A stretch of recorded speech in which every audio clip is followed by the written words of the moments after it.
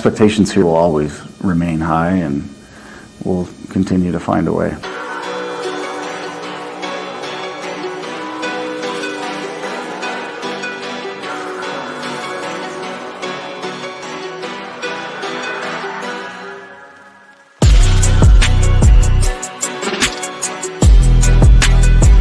Guys put together a lot of good games, you know.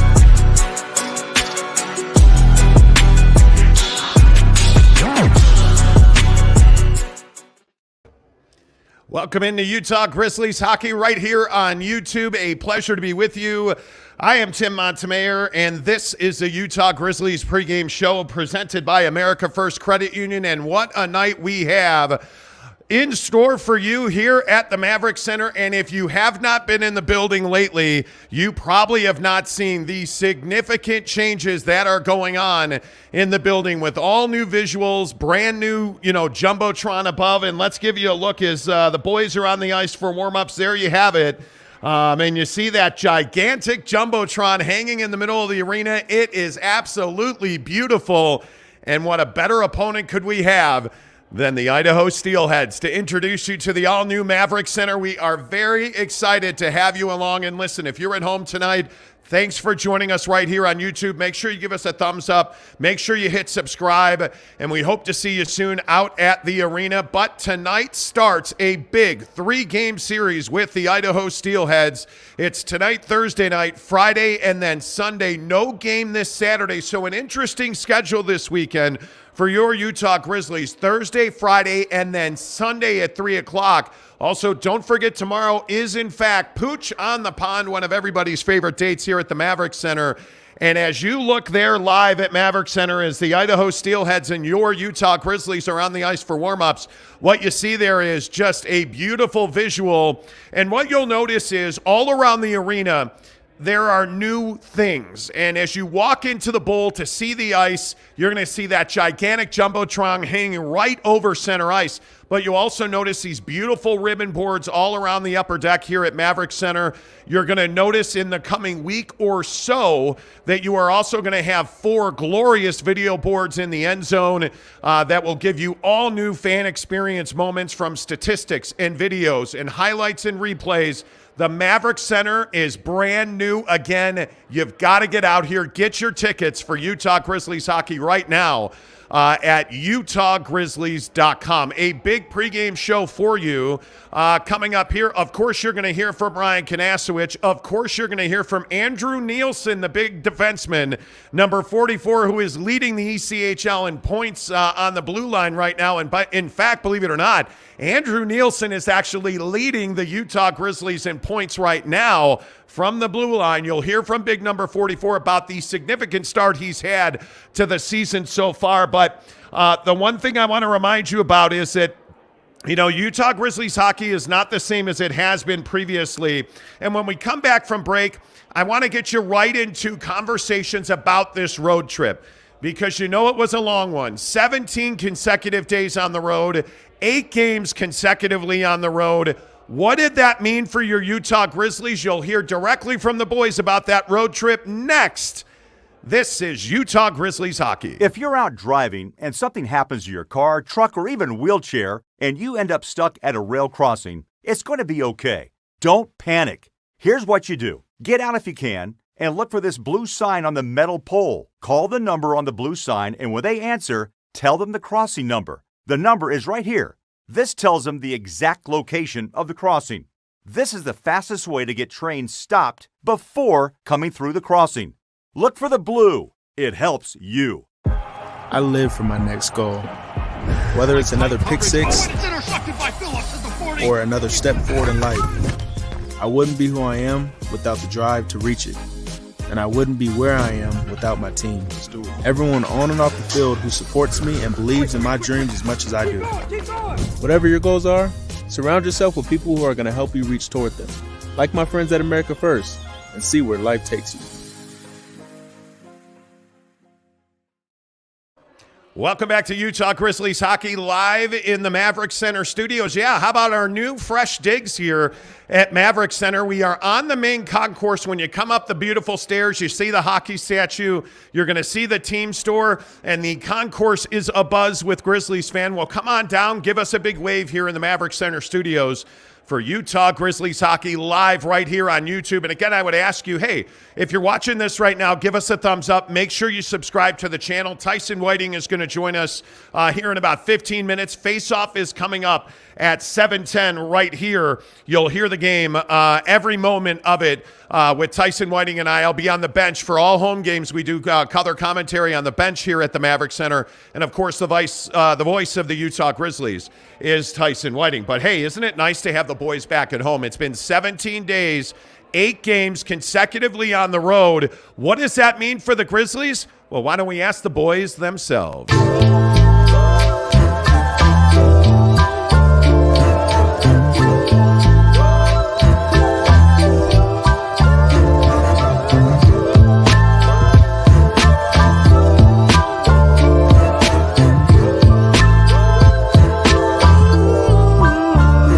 Road trip.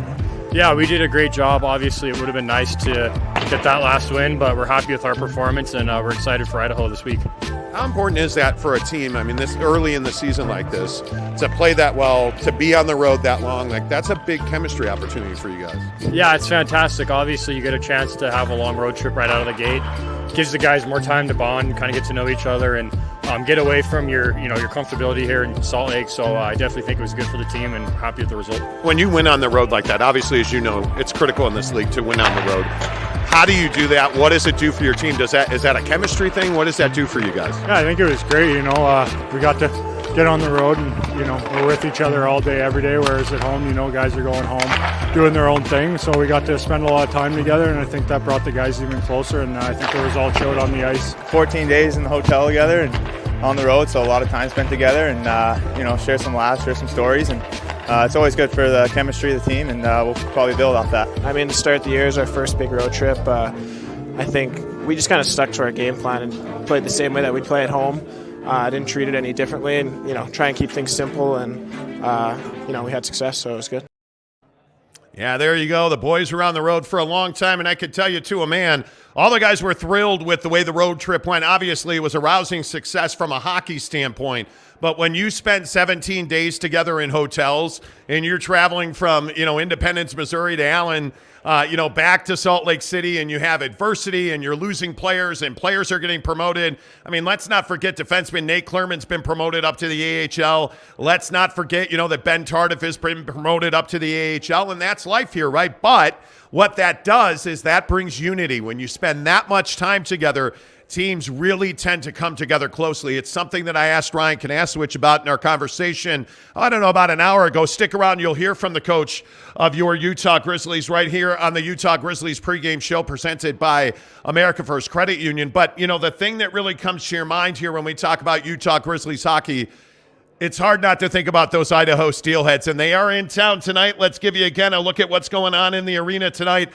I mean, it's crazy looking at that Jumbotron and all the new visuals in the arena. Cannot wait for you to get out here. If you do not have tickets to the Utah Grizzlies right now, get to utahgrizzlies.com. Tomorrow is Pooch on the Pond, and let's not forget, 3 o'clock face-off on Sunday. The boys are off on Saturday.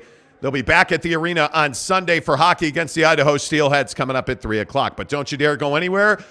Would you believe that Andrew Nielsen, the defenseman number 44, is leading your Utah Grizzlies in points? We're going to have a conversation with big number 44 next.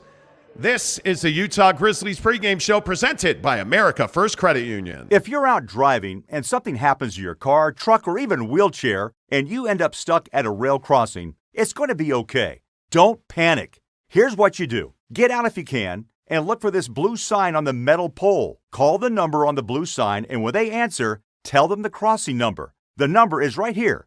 This tells them the exact location of the crossing. This is the fastest way to get trains stopped before coming through the crossing. Look for the blue. It helps you. I live for my next goal. Whether it's another pick six or another step forward in life, I wouldn't be who I am without the drive to reach it. and I wouldn't be where I am without my team. Everyone on and off the field who supports me and believes in my dreams as much as I do. Whatever your goals are, surround yourself with people who are going to help you reach toward them. Like my friends at America First, and see where life takes you. Welcome back to Utah Grizzlies Hockey right here on YouTube, your home for Utah Grizzlies Hockey all season long, right here on YouTube. Tyson Whiting, the voice of the Utah Grizzlies, will join us coming up here in about 10 minutes. He'll take you up to face-off. I'll join you from the bench tonight, as always, on home games. Cannot wait to drop the puck on this 3-game series with the Idaho Steelheads. You know, it's always fun when the Steelheads come into town, but a big part of the success of this Utah Grizzlies team last year under first-year coach Ryan Kanasowicz, and now this year in Ryan Kanasowicz's second year, has been their ability to win on the road. And we saw that trip that started in Idaho, through Independence with the KC Club, and into Allen to take on, the Allen Americans.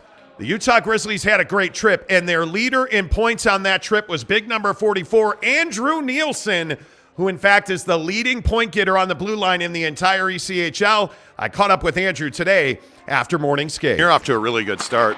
What's been the key, do you feel like, to your success? I think just playing fast, and we're playing really well as a team right now too. So when you got guys that can put the puck in the net and we play a good 60 minutes all around, it's easy to play my game. And I'm a good player, so I know how to play at a high level. So I think I'm just trying to bring that every night and trying to think too much and just play a simple game. You know, you said something to me at the start of training camp that you felt like you really, for yourself, you wanted to have a really good start. Do you feel like this is the start you had in mind? How do you feel about how things have gone for you?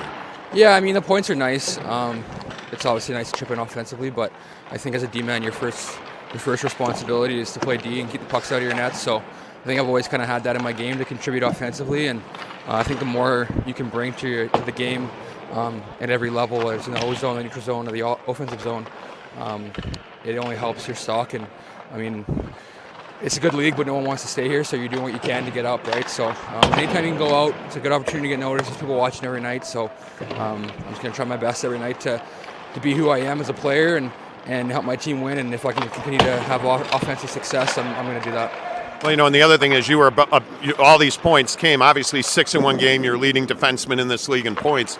But you got to feel good about being able to contribute at that level on a road trip.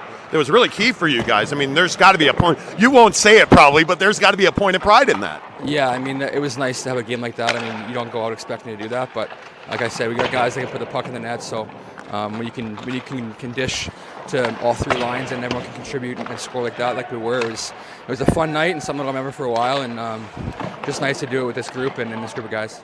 By the way, Idaho's in town tonight. Your old friends. I mean, what do you expect from Idaho? How much heat do you feel like there's going to be there? I mean, it's only my second year, but I feel like I played this team 400 times already. So I mean, it's a good rivalry. It's I think at any level you have that rivalry, whether it's in junior it was Med-Had or in Toronto it was Laval. And, I think it's just nice to have those battles, and it's almost a mini playoff series every time you play them. So it's going to be a good weekend. It'll be fun, and we don't expect anything but the best for them. So it's going to be a good weekend. What kind of teammate is Dylan Fitz? No comment. Unbelievable. What a fun team to be around. And, you know, that's one of the things that I would tell you about this Utah Grizzlies Hockey Club is they're a close group of guys, and I think that is absolutely a point of pride on this team. You come off of a road trip where a guy like Andrew Nielsen, and for those of you who don't know, Andrew Nielsen had a very difficult year last year, didn't get to play a lot of hockey. We had a lot of conversations in training camp about, hey, how important is it for you to have a good year? How important is it for you to get off to a good start? And Andrew Nielsen, to a man, owned his issues from last year. And this year, he has really taken up a leadership position on that blue line. And you see a guy like Nate Klerman, you know, who is absolutely an NHL prospect. He gets called up to the AHL. So who really steps up in that role? Well, it's Andrew Nielsen. He's leading the team in points. He's doing very good things on the power play. He'll be on the top blue line pairing tonight. He's a guy that you got to keep an eye on because Andrew Nielsen is absolutely critical to this club. And I think against this Idaho Steelhead team, there is absolutely no doubt that Andrew Nielsen will be a difference maker in this series because the Idaho Steelheads are in town for 3 big games tonight, tomorrow, Friday night, which is Pooch on the Pond Friday night. Bring your pup out to the game. Watch some great hockey. then enjoy a night off on Saturday. The Grizzlies do not play Saturday, a rare Saturday night off during the season. And then it's right back against the Idaho Steelheads for a 3 o'clock face-off on Sunday, and you'll hear every minute of the action with Tyson Whiting and myself right here on YouTube. So if you're watching now, please give us a thumbs up. Make sure you're subscribed to the channel because that is the best way to help us grow. And by the way, it's the best way to make sure that you don't miss a moment of the action. All right, don't go anywhere because we are live at an incredible night at the Maverik Center. Look at that center hung scoreboard. It is massive. It is waiting for you to show up. But before action on the ice, we got to talk to Ryan Kanasowicz, the head coach and general manager of your Utah Grizzlies. Coming up next, this is Utah Grizzlies Hockey.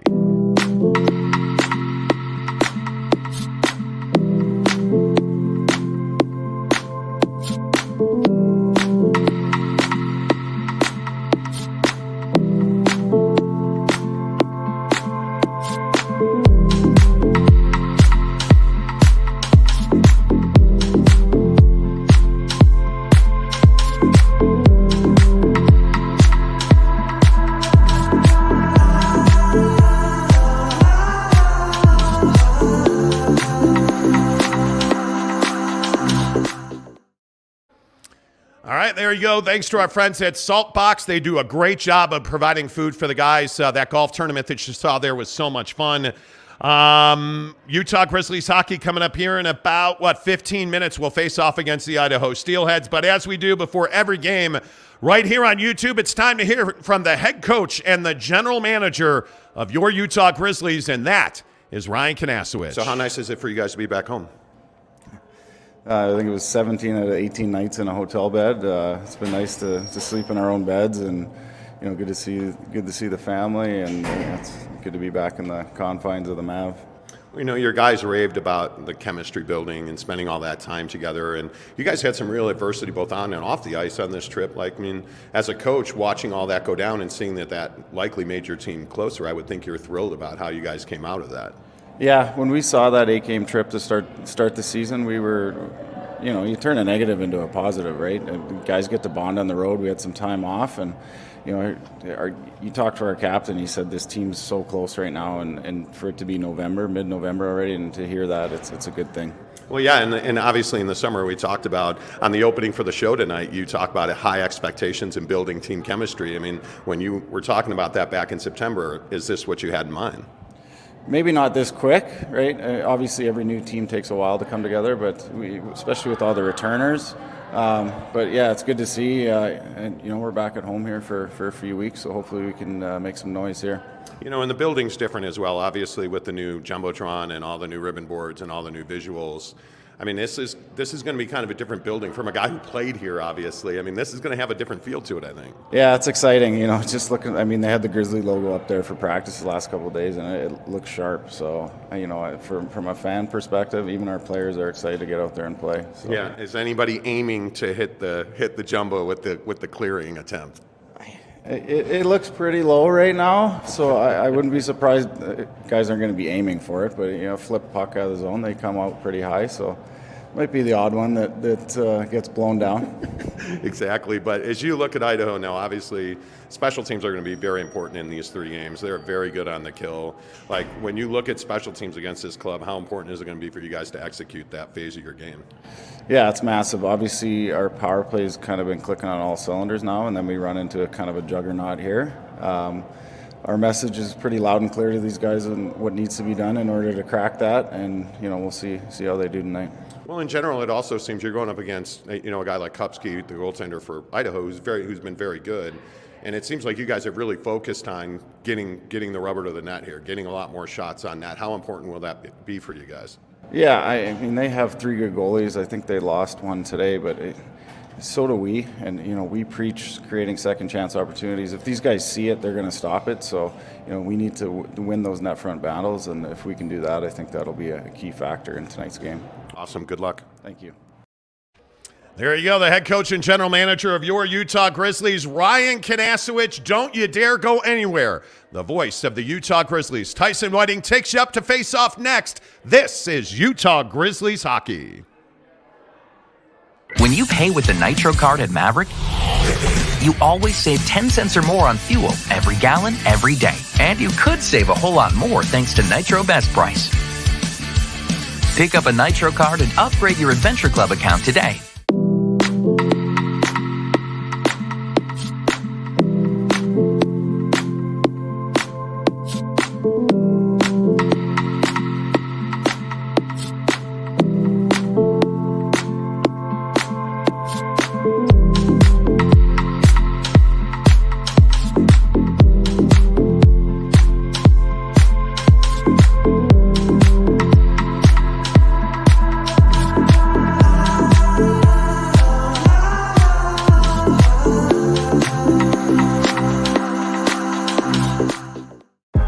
I live for my next goal.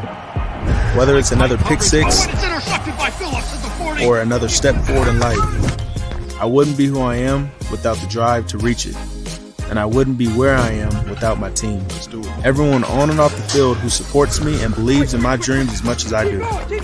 Whatever your goals are, surround yourself with people who are going to help you reach toward them. Like my friends at America First, and see where life takes you.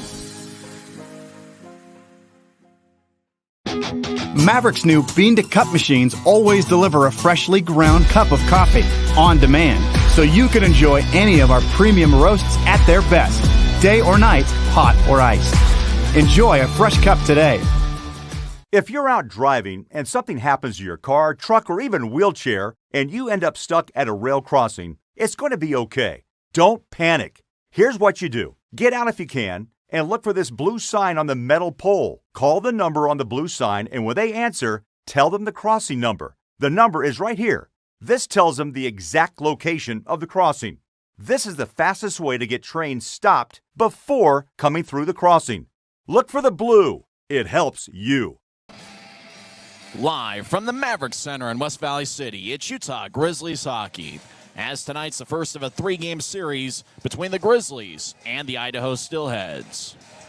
Hi, everybody. Welcome to Utah Grizzlies hockey. I'm Tyson Whiting. Well, it's been a long time since we've been here, 26 days since the last Grizzlies home game. Remember, they split a two-game set against the Rapid City Rush.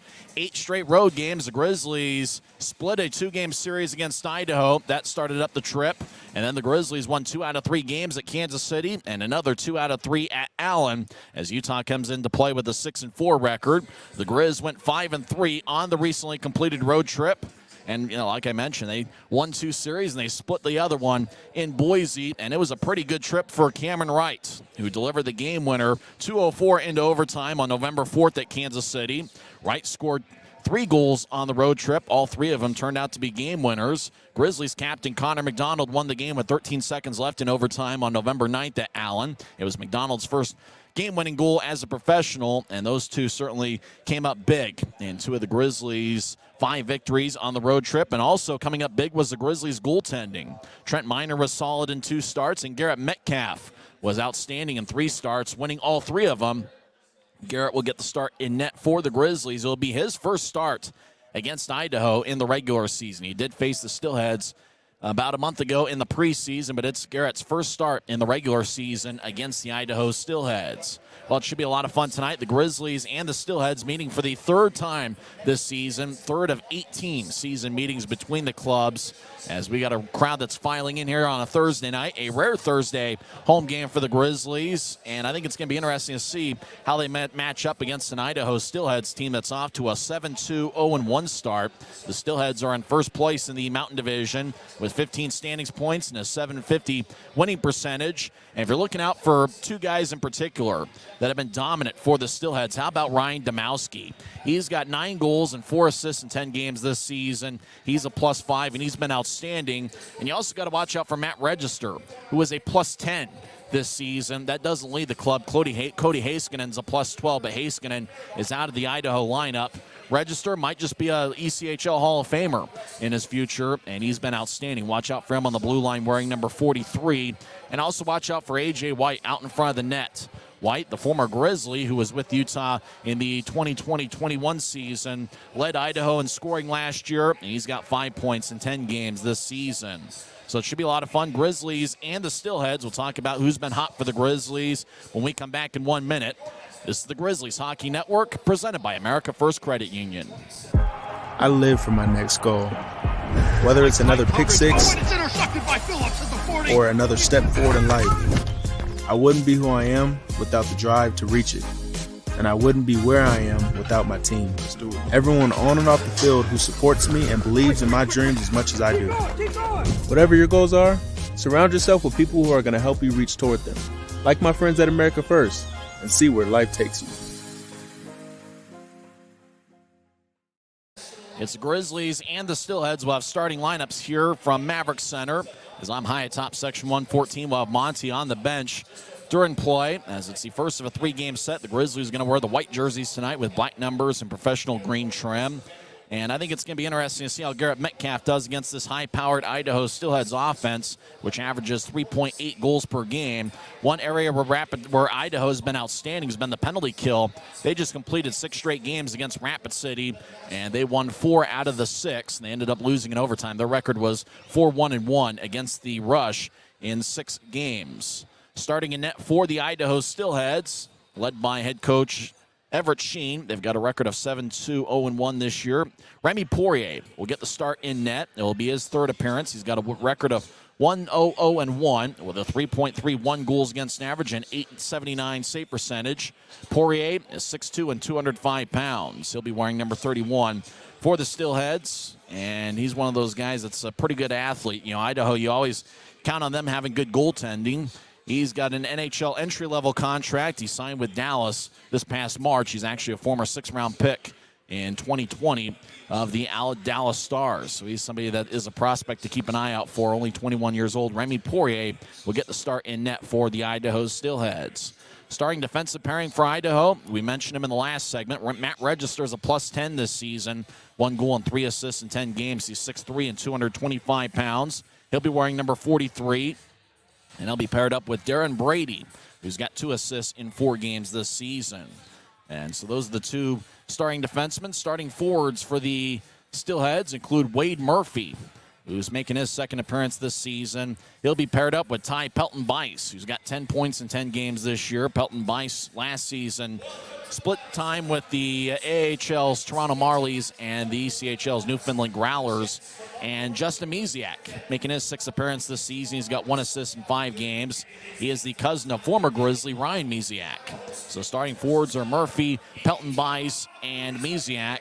Watch out for A.J. White, their captain. He's a +3 this season. He was the leading scorer last year. And also Ryan Domowski, who's got 9 goals in 10 games for the Steelheads. And Colton Keller and Zach Walker are 2 forwards who seem to play pretty well against Utah in the past. And also watch out for former Allen American Zane Franklin, who's got 12 penalty minutes in 9 games. He's a guy that will mix it up. And he's somebody that scored some big goals for Allen in the past. He'll be wearing number 37 for the Steelheads. Grizzlies in the white jerseys with black numbers and professional green trim as Grisby holds the flag. It's Utah's first home game in 26 days.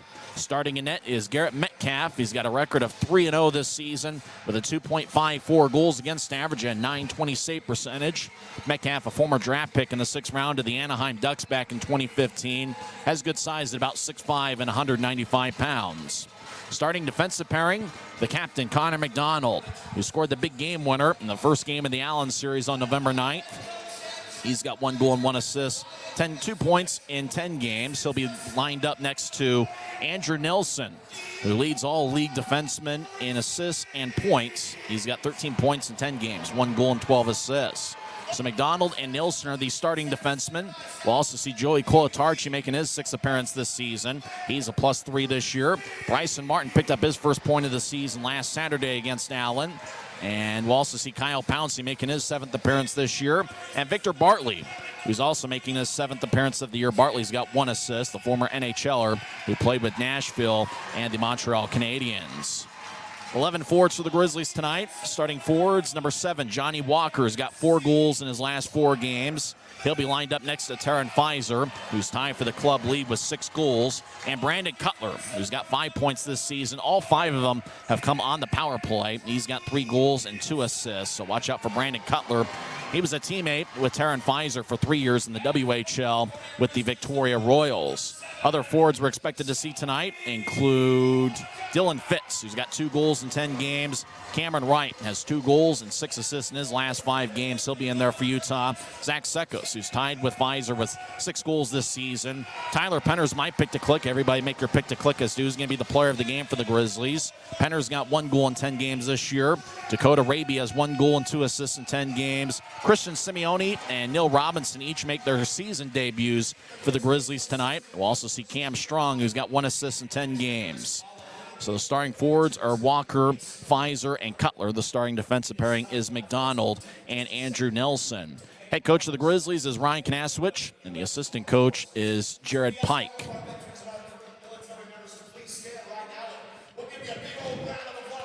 Got the big video board at center ice. We'll have our national anthem here shortly from Maverik Center. As the crowd's still filing in here on a Thursday night, Idaho is wearing a blue jersey with white numbers and a little bit of black trim. As we'll stand and we'll have our national anthem here at Maverik Center on this Thursday night.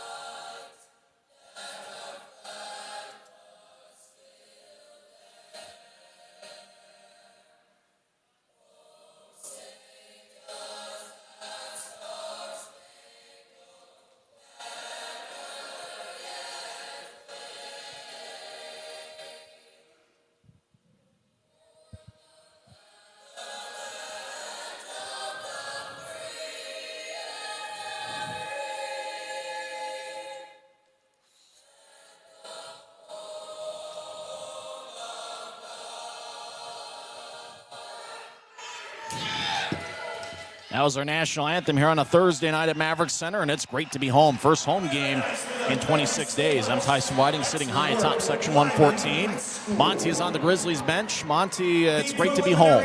Yeah, it is, my man, and it's great to see the building lit. Man, this center hung scoreboard, it gives a new meaning to Jumbotron. Because it is big and it is really phenomenal to see this building, Tyson. And I don't have to tell you this, you have as much experience in this building as anybody, but I mean, this is just a different building with this thing hanging over the ice and lighting up the building. It is fantastic, but we're going to see some interesting lineup combinations tonight as well. Johnny Walker is going to be up top there with the Utah Grizzlies, and I think it's fantastic. I think he's earned that spot, Tyson. I mean, he's really drawn a reaction every time he's been out there. With Pfizer and Cutler tonight, I heard you mention, and I see those guys all out there skating around as the lights come up. We are just about ready for action. I mean, I think this line is going to be very interesting to watch. And really, who are we kidding, Tyson? It's the Idaho Steelheads. It's the Utah Grizzlies. With all of the action and face-off live at Maverik Center, it is the voice of the Utah Grizzlies, Tyson Whiting. For my money, it's the best rivalry in the league. Referee tonight is Tatsu Kunto. The linesmen are Andrew Collins and Colin Kleinendorf. Pfizer will take the face-off against Ty Pelton-Bice. He's out there with Wade Murphy and Justin Misiak as the draw is won by Idaho, and we're underway as Idaho skates from left to right. Darren Brady will dump it in. As running after it in the far side is Connor McDonald. He delivers a hit. Pelton-Bice spins it along the near wall, and it goes out to center ice where Darren Brady gets it. He wears number 23. Second year with the Steelheads. He'll feed it across to Register. Now to Murphy. Murphy will skate back into his own zone around Register. Now he'll throw a cross-ice pass off the boards for Brady, and it goes to Misiak at center ice. And the Michigan Tech product dumps it in. As Metcalf behind his net gets to Nielsen, who spins over to the far side. Grizzlies cross center ice. Johnny Walker will dump it in. As Grizzlies change up defenseman behind him. As it rolls along the near wall. Victor Bartley will run it down deep into the Grizzly zone. He'll skate around Metcalf's net. Now he'll shuffle it across. It goes to Cam Strong on the near side. Strong feeds it across to Pouncey. He'll throw it to the left side. I was trying to hit Zach Sekos, but it looks like it's going to be icing on the Grizzlies. We get our first whistle 51 seconds into the game. I made Tyler Penner my pick to click. Montague's going to have a big game for the Grizzlies. Man, you know, there's a lot of guys that you could pick tonight, but I think I'm going to go with Cam Strong. I think Cammer, I know that's some people will say it's unorthodox, but I'm telling you, Cam Strong's ready to go. I got a feeling he's going to have a big game too. Yeah, and you need his physicality against Idaho. Sekos will take the draw against Jack Becker. Becker scored a goal in Idaho's 4-0 victory against Utah on October 29th as both teams split a 2-game set in the second weekend of the season. A.J. White will now take the draw as Becker's kicked out of the face-off circle against Sekos. Sekos wins another draw. Zach's won so many face-offs for the Grizzlies earlier this season. Up ahead to Cam Strong. He crosses center ice and chips it in as he gets around Dawson Bardo, number 51, as they're battling behind the Idaho net, and Idaho comes up with it. Janice Svanenbergs, number 72, will throw it ahead. Now it goes back into the near side as Bardo gets knocked down by Bartley as the puck is deep in the Grizzly zone on the near side. McDonald, Bartley delivers a big hit as he'll feed it ahead. Strong gets it across to Penner. Tyler at neutral ice will bounce it off the far wall, and it looks like it's going to be icing as Penner dumped it in from Grizzlies territory as we get another whistle. 18:34 left in the first. Boy, you got to love Victor Bartley throwing his body around. I think he's, you know, Tyson had such a big impact on the club. And, you know, the guys really respect his, you know, his experience, where he's been, you know, what he brings to the club. I think it's just been really good to have Victor Bartley around. And, you know, Idaho's going to play a physical game, so you got to play a physical game as well. That's right. Draws over in the left circle. And Sekos will take it again. He's won so many faceoffs for Utah, and he'll take the draw against Jade Miller, who's got 3 goals and 1 assist in 10 games. This time the draw is won by Idaho as Walker with a shot, and it's blocked right in front of Metcalf as it goes back towards the far corner as the Steelheads. Jade Miller will skate back towards the left point. It bounces off the skate of Bartley. Bartley feeds it across. Utah will tap it off the near glass and goes to the Steelheads' own left wing. Strong skates in. He'll take a shot. Saved by Poirier. Strong gets the rebound, skates around the net. He's to the right side. He loses it. Now it rolls back to Strong. He'll feed it to the right point. Shot, kick, saved by Poirier. And the rebound goes out towards Zane Franklin, wearing number 37. He'll dump it in. Zach Walker's also got long hair, as does Franklin. His Grizzlies on the far side will tap it off the glass. Goes back to Register at his blue line. He loses the puck. Raby to the right side. He fires it to Penner. One-timer, and he couldn't get much on it, as it looked like Walker was cutting in front of him. Left point, Raby feeds it to the corner, and it bounces off the stick now. Fitz with a shot, saved by Poirier. Fitz around the net as he skates towards the right side. Register pokes it away as it goes back towards Walker, and it looked like a Grizzly got hit with a high stick, but the referee was behind the play. We keep skating 5-on-5. 2.5 minutes into this game, no score. Utah's taking the first 2 shots. Idaho's yet to take one on Metcalf. Steelheads skating from left to right. Will feed a blue line to blue line pass. It bounces off the stick of Colton Keller. He's got 6 goals this season. Utah feeds it across to Nielsen.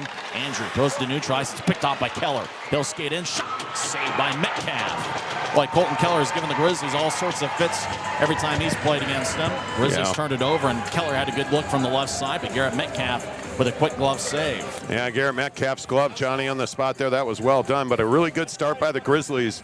You gotta, again, and not to repeat the basics, you gotta play behind the Idaho net. And I think they've done a really nice job of doing that to start this game. First game this season for Christian Simeone and Neil Robinson. They're both on the ice now. Simeone wearing number 24. He played at Merrimack University. Second year with the Grizzlies. And Neil Robinson also second year with Utah. He played in 3 games last year. He played at Holy Cross College, and he was injured on November 6th and out for the season. Good to see Neil Robinson back. First regular season game since the injury. Idaho 2-on-2. Skates to the left side. McDonald back checks. Idaho with a shot that goes wide. As it still heads over to the right side, they got good team speed. They'll feed it up top. Bardo with a shot, kick saved by Metcalf. Rebound goes to McDonald. Connor in the corner. Feeds over to Nielsen. Andrew gets tripped up, no call. Official might let him play tonight. First time we've seen this ref. Bardo will feed it to the left side. Now lefty shot, and that gets blocked. That was taken by Nick Canati, number 3.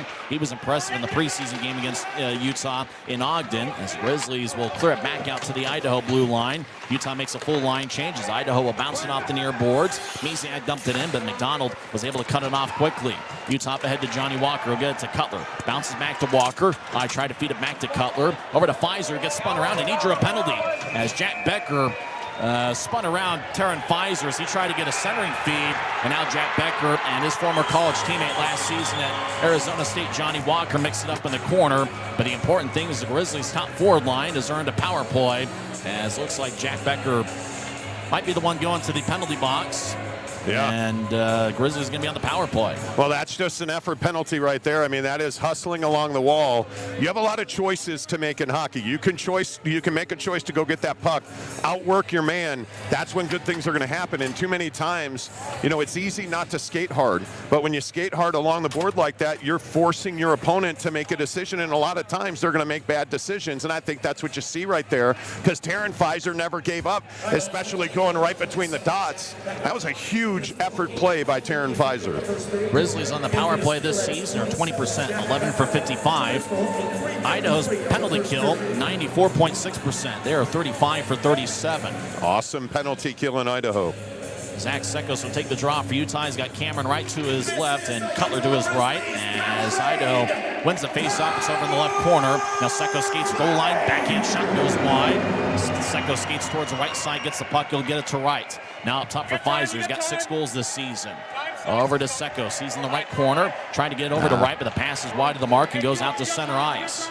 Nielsen skates back into his own zone to get it as he'll restart the attack. Nielsen's got 6 power play assists, which leads the league. He'll feed a blue line to blue line looking for Cutler, and Idaho got a stick in the way as the Steelheads back in their own zone. Matt Register with maybe the longest stick in the league will throw all the way towards Garrett Metcalf as it bounces off the glass on no hops. As Nielsen will get it back, Idaho made a line change. So we got about a minute left in the power play. Grizzlies skated into the zone. Sekos up top for Nielsen. Andrew will feed it to the right point. Nobody was there. Pfizer skates over there, spins it along the wall, right behind the net. He'll spin it along the near wall to Sekos. Zach on the left side feeds it across to Pfizer. He's wide open. He'll take a shot. And that one goes wide, hits off the glass, and stays in play. The music inadvertently plays as Nielsen across to Pfizer. He'll get it across to Sekos. Glanced off his stick. Sekos had to regather it. Zach will spin it along the wall as Pfizer, a good poke check by Idaho as it goes out to center ice. Grizzlies will reset as Cameron Wright will skate back in. Wright over to the slot, makes a nice move. Idaho got a stick in the way, and that's Dawson Bardo. Bardo with a good shift as he'll feed it ahead. Bounced off a stick. Utah tried to keep it in. It goes out to center ice. Utah feeds it to Nielsen, who's in Grizzlies territory. He'll outlet it to Wright, who avoids a check. Raby, Wright gets back to his feet. It gets poked by Misiak. Now to the right point. Grizzlies in the zone, but it goes back to the right circle as battling's Bryson Martin as Utah made a full line change. Martin in the right corner, throws it up top for Walker. Johnny fakes a shot. I tried to lean it over to the right and didn't get anything on it. Now it goes to the left side for Bartley. Victor in the left point. Late in the power play. In fact, the power play's about over. Right side, Martin with a shot that goes wide. As the Steelheads are back to full strength, puck glides to Jack Becker. As the Steelheads have a 3-on-2. Becker on the right side. Good poke check by Fitz. Fitz blasts Becker in the corner. Utah comes up with it as Raby crosses center ice with great speed. 2-on-2. He'll skate towards the left and Idaho pokes it away. As Utah, good job by Kyle Pouncey. He didn't want to touch the puck in case Utah had too many men. Smart play by Pouncey. Goes back to Pouncey on the right side center ice. He crosses the offensive line. Pouncey skates towards the corner. I tried to feed Simeone out in front. Idaho got a stick in the way. Now goes back to Pouncey looking for a centering pass. Shot to score! Neil Robinson's made it a 1-0 game! Oh, and you know what you love to see there? That is Kyle Pouncey making a play. You hit the nail on the head. That easily could have been too many men. Pouncey laid off of it and then comes back and makes a great play with Robinson and Pouncey. Those are two guys who don't get a ton of opportunities. To see them get in the score sheet, to see Neil Robinson open his account this year is absolutely fantastic. To see guys like Simeone, Tyson, that is a great team goal. You have to feel great for Neil Robinson coming back from an injury that he suffered early last season. He scored 10 goals his senior year at Holy Cross in the 2019-2020 season. Robinson made it a 1-0 game. That's where we stand now, 6.5 minutes in. as the Grizzlies throw it ahead looking for Simeone, and the puck deflects out of play. Oh, that was nasty. That puck deflected right into the Idaho bench. Ooh, you got to keep your head on a swivel down here, Tyson. And I'll tell you what, I don't know that there could have been a better start. With 13-19 to go, the Utah Grizzlies lead 1-0. We're back in 1 minute as Utah's Neil Robinson gives the Grizzlies a 1-0 lead. We're back after this. This is Grizzlies Hockey presented by Mountain Land Supply Company. If you're out driving and something happens to your car, truck, or even wheelchair, and you end up stuck at a rail crossing, it's going to be okay. Don't panic. Here's what you do. Get out if you can, and look for this blue sign on the metal pole. Call the number on the blue sign, and when they answer, tell them the crossing number. The number is right here. This tells them the exact location of the crossing. This is the fastest way to get trains stopped before coming through the crossing. Look for the blue. It helps you. I live for my next goal. Whether it's another pick six or another step forward in life, I wouldn't be who I am without the drive to reach it. And I wouldn't be where I am without my team. Everyone on and off the field who supports me and believes in my dreams as much as I do. Whatever your goals are, surround yourself with people who are going to help you reach toward them. Like my friends at America First, and see where life takes you. Utah leads 1-0 as Neil Robinson scored 6:28 into the first period. The assists go to Christian Simeone and Kyle Pouncey. Simeone and Robinson making their season debut, and it's great to see them get on the stat sheet early. As Utah wins the draw, they're back in their own zone, skating from right to left. As Bartley turns it over, slot shot to score. As A.J. White centered it to Jonas Spanenbergs. And Spanenbergs from a one-timer about halfway from the blue line to the goal line, fired away. And just like that, we're tied at 1 with 13:08 left in the first. Oh boy, you would love to have that shot back. Both on the initial turnover, but you know, it happens. It's a very quick game. Tied at 1 now. Now you feel like this game's kind of settled into it. Boy, I'm sure Garrett Metcalf's not going to love that highlight. Draw's going to be at center ice. We'll see how the Grizzlies respond. It's always big. The first couple shifts after a goal gets scored against you. Yeah. As Idaho wins the draw, gets to center ice and dumps it in. Metcalf spins it along the near wall as Cutler. As Idaho took it away from him, White looked to center. It goes to the left side, past Spanenberg. Utah picks it off. Walker across to Cutler, and it bounced off the stick. Idaho's done a good job getting sticks in the way. As White will throw it out to the left side. Idaho enters the zone onside. As big hit on the far side. There's a lot of glass shaking here so far. As White turns the puck over right side. Cutler couldn't clear it out. Right side, Spanenberg shot saved by Metcalf. It glanced off his glove and goes towards the right corner. As Idaho battling in the corner, Owen Hedrick. As White will throw it up top. Now it's Zach Walker. He'll nudge it across to Brady. He'll take a shot. Saved by Metcalf, and Garrett holds on. As he has stopped 3 of 4 so far. 12:22 is left in the first, and that's unfortunate kind of there. Idaho won the faceoff and was able to stay in the offensive zone for about half a minute. Yeah, and this will not surprise anybody that you're going to get the Zekos line back out here with Cam Strong and Cam Wright up front. I'd look for this line. This is kind of a reimagined line after all the call-ups and the changes here. I'd look for this line to make an impact. We're tied at 1, 12:22 left in the first. As Utah wins the draw, Joey Kolatarchi skates around his net. Now the Grizzlies get it to Cameron Wright. He'll feed it across off the stick of Sekos. Idaho clears it out to center. It glanced off the stick of Wright. Kolatarchi will dump it in from the center ice logo as it rolls around the boards. Kanadi behind his net will feed it to Jade Miller. Miller played for South Carolina last year. So get it across. It glanced off the stick of Zach Sekos. Sekos wearing an A on his sweater. As he'll skate to the left side, dropping off for Strong. Strong with a shot, saved by Poirier. Rebound goes out to the left side. Wright gets it up top for Martin. Bryson will skate towards his right. Now fire lefty shot. Got redirected off of Wright and goes off the end glass. Right over to Sekos behind the net. I tried to feed it out in front. It tapped off the stick. Grizzlies keeping the offensive zone as Martin will throw it to right. Cameron gets up top for Bartley. Glanced off his stick and goes out to center ice. As Bartley along the near side, dumps it in. A big-time hit delivered by Victor Bartley. As Walker thought he was going to hit Bartley, and Bartley said, As the Grizzlies to the right point keep it in. They feed it to the left corner. As the Grizzlies continue to battle, Raby gets to Penner. Penner gets pushed along the glass by Walker. As Idaho, Jade Miller along the near side gets it ahead to Zane Franklin, and he'll lift it over the head. And out of play. Is that delay of game? The referee, he says it was deflected, yeah. Yeah, and if that puck had just been clean, or if the official had not caught the deflection, of course, when you dump that puck over the glass in your own end, that is a 2-minute delay of game penalty. But one of the trends you're seeing emerge here, Tyson, is you are seeing that Victor Bartley-Pouncey combination and Dylan Fitz be very physical early in this game. Trust me when I tell you down here, Idaho has taken note. Well, Franklin's a physical player, so is Walker and Keller for them, so it might be a physical series. Off the draw, Pouncey with a shot, saved by Poirier. I bobbled it for a second, but it's able to hold on. 11:06 left in the first. We're tied at 1, and we've seen a lot of action here early on. There's no easing into this one. No.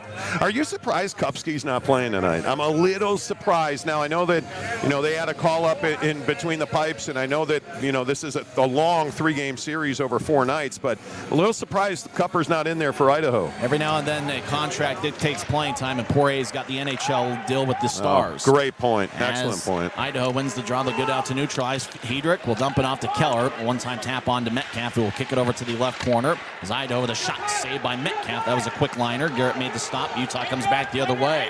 Fits in the left side, steps over the blue line, takes a shot. Glanced off a Hedrick stick and goes out of play. Grizz will have an offensive zone draw. 10:46 left in the first, and one thing both teams do a good job of is turning that transition game. Puck bounced off the Metcalf's pads, and just like that, Utah was headed the other way. Well, with Idaho, it's the same way. They're going to try to use that transition game, go end to end. But that's the intelligence. I think when you look at the way that, Ryan Kanasowicz wants to play, a guy like Dylan Fitz, who's a half a foot in front of me here, but a guy like Dylan Fitz knows that you got to turn and burn on that. They want to play fast. They want to get through the neutral zone fast. Off the draw, Utah wins it. Pfizer skates towards his right, takes a shot, saved by Poirier. Rebound goes to Idaho. Poirier's allowed a few rebounds here early on as Idaho crosses center ice. 1-on-3, gains the line, left wing, shot. Bounced off a Metcalf stick, and Utah tried to clear it out. But it's one of those where it looks like a couple of them have bounced off Garrett's glove, and McDonald was trying to clear it out, and I don't know why the whistle blew. Maybe he lost track of the puck. I can tell you from my vantage point on the far end from Garrett's goal, it looked like he caught it. But then there was a guy that skated through the crease. My instinct, and I didn't see the replay, was that maybe that got bumped out. But I think that's why the whistle went, because he thought he caught it. Break for the Grizzlies, even though that puck didn't cross the goal line, and McDonald was clearing it out as Utah wins the draw in their own zone. Cutler on the near side, trying to get it back to Nielsen. Spanenbergs takes it away. He has Idaho's goal as Utah's goal scored by Neil Robinson. Now finds it to the right side, feeds it across to Cutler. Brandon skates fast along the left side, skates towards the circle. I tried to get Walker out in front, and it bounces off of Zach Walker. No relation, Johnny and Zach, as Spanenbergs will get it across the registers behind the Idaho net. Walker wants a call as he got knocked down, none to be had. This goes out to center ice. McDonald dumps it back in. And it looked like Walker got hit with a high stick by Brady. No call there as the Steelheads skate from left to right. Halfway through the first period, we're tied at 1. As the Steelheads cross center ice, Darren Brady will bounce it off the backboards as it goes back towards Sekos. Idaho around the net, feeds up to the right side for Brady. He'll take a righty shot. Got redirected. Metcalf made a quick save as he got his stick out, his leg out there. Puck's in the left point. Idaho with a shot, and it goes wide as it bounces off the boards. White gets over to Murphy. He's in the corner. Still throw it up top for Brady. Brady across the register. Matt gets it across to the right corner as Idaho gets pushed by Joey Kolatarchi. It's been a physical start to this game. Utah nudges ahead along the near wall to Cam Strong. Now to center ice. Right gets it back to Strong. Cam will cross into the offensive zone. He gets it taken away on a double team as Idaho 2-on-2. They enter the zone as they try to get it back to Murphy. Murphy over towards Demowski. Utah lifts it in the air. Goes out to center ice. And looks like it's going to be a delay of game. I'm not sure the referee spotted it. Before he knew it, it was over his head. Well, that's going to be delay of game. Yeah, the linesman called it. This is going to be on Zach Sekos. The linesman made the call there. So delay of game on the Grizzlies. Zach Sekos is in the Rogers and Russell Legal Solutions holding cell. Rogers and Russell Legal Solutions remind you that when life tries to put you in the penalty box, as Sekos is in right now, it is important you have the best legal counsel in your corner. Call them up at 801-899-6064 and schedule your free consultation today. Rogers and Russell Legal Solutions, so you can rest and relax. This is a big moment, Tyson. Sorry to interrupt you there. The special teams Ryan Kanasowicz said were key. Idaho wins the draw. Hedrick fakes a shot, throws it to the left side for Register. He takes a shot, saved by Metcalf. That was actually taken by Patrick Cudla, number 47. He's got 2 goals and 9 assists this year. Cudla's got about similar size to Register. Yeah. The 2 goals in this game have been scored 24 seconds apart. Neil Robinson 6:28 in, and then 24 seconds later, Svanenberg's got a centering pass from A.J. White and scored his second of the year. Oh, careful with Domofsky here. He is their leading goal scorer. 9 in the season in 10 games. Remember, he had 5 goals against the Grizzlies in March of last season. Yes. Idaho wins the draw. They're on the left point. They feed it across to Hedrick. Owens his first name. Over to Domowski on the right side. Back to Hedrick. One-timer. Saved by Metcalf. Rebound goes out to the left corner. As Keller tried to nudge it to Pelton Bice, it goes back to Utah. And Victor Bartley clears it out as he throws it over the head of Hedrick. Well, you know, Hedrick's got to do a better job of pinching down there. That puck could have stayed in, but there was just too much room for the Grizzlies to clear it. Cudla ahead to Keller. He crossed the center ice logo down the middle. Now feed it to the left side for Pelton Bice. Over to Hedrick. Right side will take a shot, and he scores. Oh, and Hedrick roofed it over Garrett Metcalf as Dakota Raby was nearby Hedrick, but that was an impressive shot by... Oh, boy, look at this, Tyson, now. And this is something to watch. The puck was scored. They scored the goal. It came right back up the slot. And what did Idaho do? They shot it right back into the net. And Victor Bartley went after, I think, Hedrick on that play. That's just something you don't do, whether it's unwritten rules or what. I mean, and by the way, the finish was fantastic. Right over the blocker shoulder of Garrett Metcalf. But you don't shoot that puck back into your opponent's net. That's just not something you do. That's Hedrick's second goal of the year. Boy, for my money, it's the best rivalry in the league, and already we're seeing a little bit of heat. Idaho leads 2-1. We've seen quite a bit of scoring here early on. We'll see how physical this game ends up turning out here in the opening game of a 3-game set as Utah wins the draw as Grizz. Cross center ice, Qualtarchi fires it in the air. Poirier gloves it and holds on. Grizzlies will have an offensive zone draw. 8:14 left in the first. The details of the goal, Hedrick. 11:36 in, scores with Colton Keller and Ty Pelton Bice getting the assist. You know, Nick Canati is a guy that you and I have talked a lot about. He has really struggled for Idaho, but he seems to play his best hockey when he sees the bear on the chest, you know. He's a young guy. He's not very old. First year in the league. He's only 22 years old, and he's probably like a lot of rookies in this league just trying to find his way. As Poirier covers up right off the draw, and we'll have the face-off over again on the right side. McDonald and Nielsen out on the blue line for Ryan Kanasowicz and the Grizzlies. Good offensive five-some for Utah with Walker, Pfizer, and Cutler, the 3 forwards. Idaho wins the face-off as Bardo around his own net. He's played impressive so far, deflecting passes. As the Steelheads skate from left to right. Quick transition game, 3-on-3. They feed it to the right side for Spanenbergs. I tried to center it, but the pass was wide of the mark as he tried to find Canati out in front. On the left side, Idaho near the boards. As they get it to Canati, left point. He'll feed it across to Bardo. He'll take a shot. Glanced off Pfizer's stick and goes out of play. 7:46 left in the first. Idaho leads 2-1. Well, and I'll tell you one thing the Grizzlies are doing great tonight, that back check by the forwards and getting the stick into the, and Johnny Walker and Canati are going to go here. Here we go. Fight. Johnny Walker and Nick Canati, the linesmen are not letting them fight. What Walker on dropped earth? his fight. Canati dropped his gloves. And the linesman stepped in and wouldn't let him fight. Why would you stop that? Why would you stop that? Both guys dropped their gloves at neutral ice, and the linesman stepped in and said no. Canati's probably the smallest of the Idaho players, a 5'9", 165. Watch that Gosen Walker here. Walker goes 6 feet, 193 pounds. With as physical as Victor Bartley's been early on, and really with as assertive as he's been, wouldn't surprise me if he gets into something later in this game. Will it just be 2-2? Yeah, it does look like it. 2 minutes apiece on the new ribbon boards we got here at Maverik Center. Boy, it's intense down here, T. I'll tell you. I mean, you know, some games there's a different feeling, and this is a little more intense than you're used to. Boy, you almost think about that series opener feeling out process. There was no feeling out process in this one. No, absolutely. And you hit the nail on the head on that, my man. I mean, they have not at all. They know each other. Absolutely. Draw won by Utah. They're in their own zone. We're skating 4-on-4 for 2 minutes as Walker and Canati got 2 minutes each for, I guess, dropping the gloves. As Idaho over to the right side. Domowski skates in on Metcalf, but the puck rolled to Garrett. Good defensive play by Kyle Pouncey as Domowski wanted a scoring chance and Pouncey denied him. You know, it's just the little things. Pelton Bice just skated through the crease. Garrett Metcalf covered the puck. And all of a sudden, Pelton Bice wants to just kind of skate through the crease. You know, like it's just those little messages in the games we play down here. Face-offs in the right circle. Sekos and Pelton Bice, the two number 17s. Sekos wins the draw. He's probably Utah's best face-off man here so far this year. Grizzlies get it to Cameron Wright. They'll feed it across to Nielsen. Andrew wearing number 44. He wore number 40 last year. We'll feed it to the right side. Pass connects. But the Grizzlies are offside, says the linesman. Long-range pass from Nielsen to right connected. But the linesman says offsides on the play. That was close. And, you know, one of the things I really like about Andrew Nielsen's game is he passes the puck as hard as he shoots. And that is such a critical element of good hockey is you've got to make a hard pass. And if that was offside, it was just by an eyelash. And oddly enough, the faceoff's coming back to the Grizzlies zone.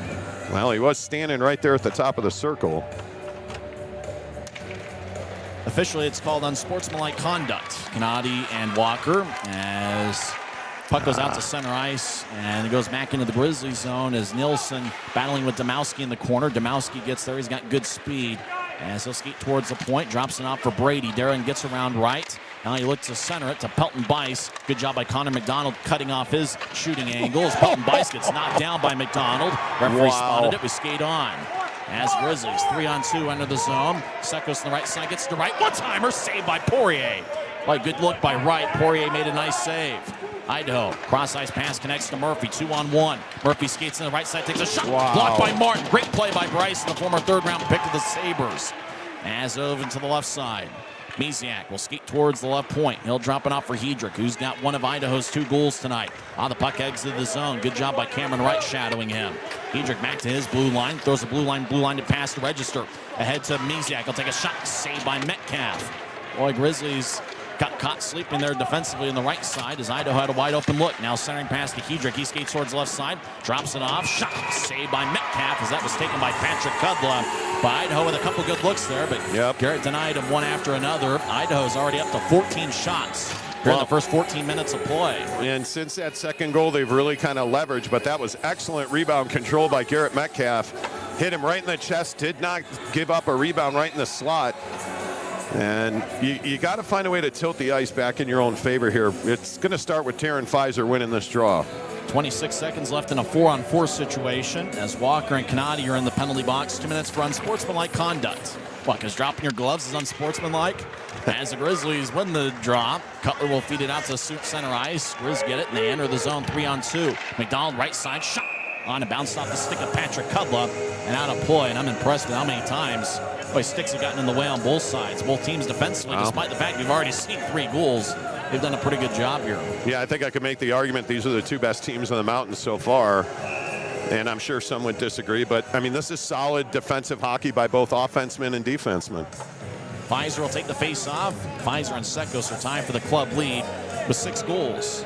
As the draw won by Idaho, as they start behind Remy Poirier, as the Steelheads will skate down the middle. Kudla will veer off to the right, dropping off for Hedrick.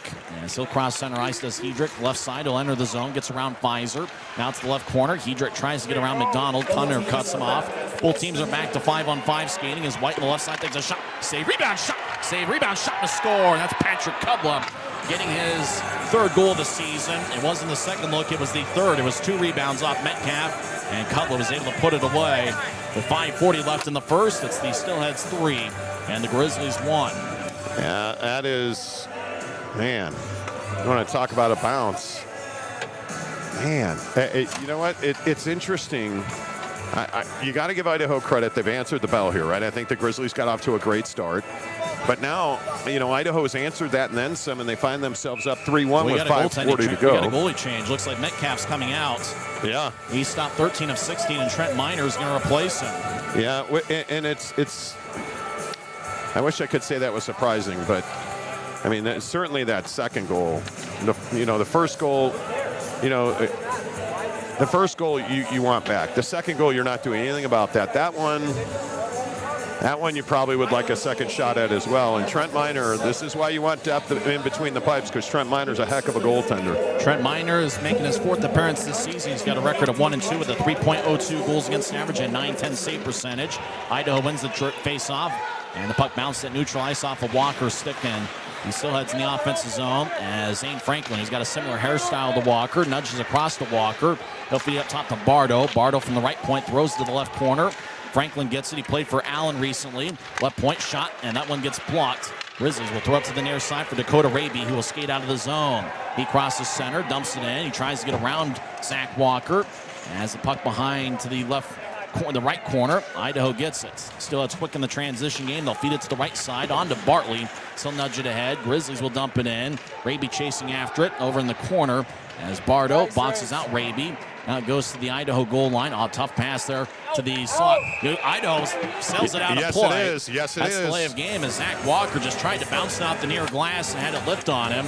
So Walker's in the penalty box. Now both teams have committed a delay of game penalty here so far.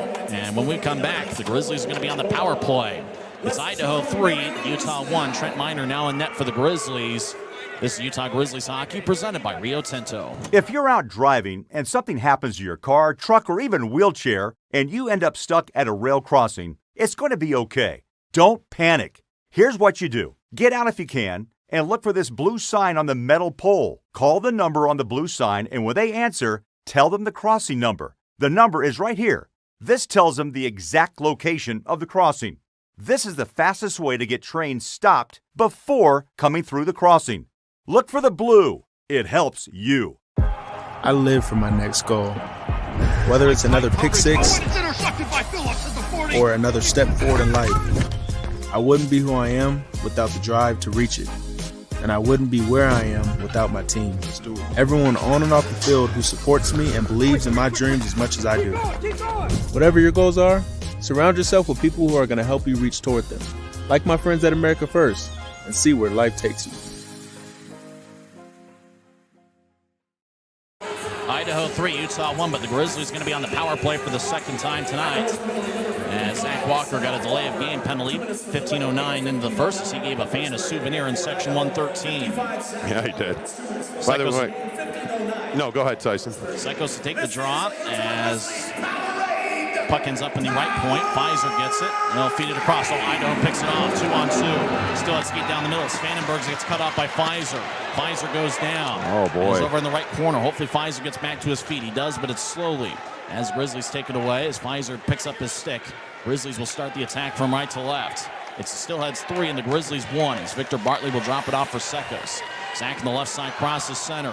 Now gain the line as they'll feed it to the right side for Walker. Walker gets pushed towards the blue line. He'll nudge it ahead to Cutler. Cutler trying to feed it out in front, but it glanced off a skate, and Idaho clears it out to center. Got to get that puck in deep. Get some momentum through the neutral zone between the blue lines here. Get possession in your own end. Bartley with the puck as he dances around. Now he gets to neutral ice. Left wing pass to Raby at center. Raby dumps to the corner, gets around Darren Brady as the bench wants holding. As Register and Brady behind the net. Oh, it squirts out in front. Idaho pokes it away, and the Steelheads will clear it out. Well, you see why Idaho's so good on the kill. And they don't mess around. Once they get the puck, they're clearing it out pretty quickly. Very decisive, absolutely.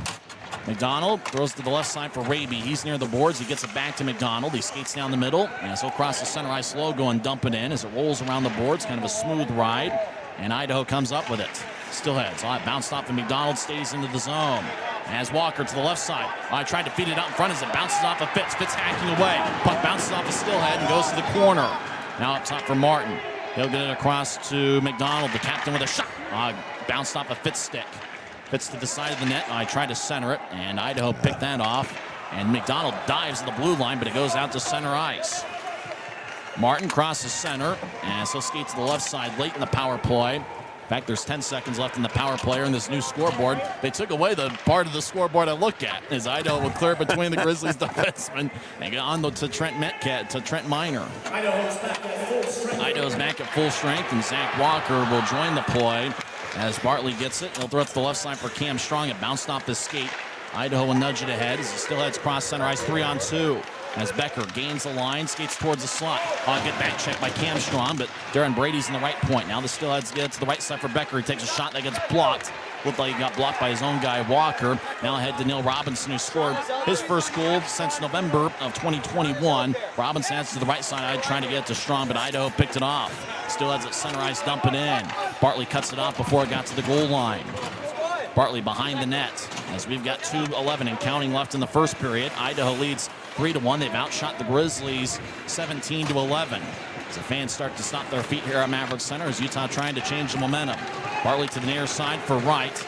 Cameron throws from blue line to Johnny Walker as he has it tap off while his stick does Walker. Register behind his own net over to the corner, battling with Cameron Wright. Now Idaho will nudge it across as the Steelheads will throw it out to center ice. It bounces off the Keller stick and goes deep into the Grizzly zone as McDonald around the boards for Walker. Johnny trying to locate it, and Keller with a back check. Idaho gets it on a turnover. 3-on-3. Steelheads to the left side. It glanced off the skate of Keller. Keller to the right corner for Murphy. Murphy battling with Walker. Over towards Martin.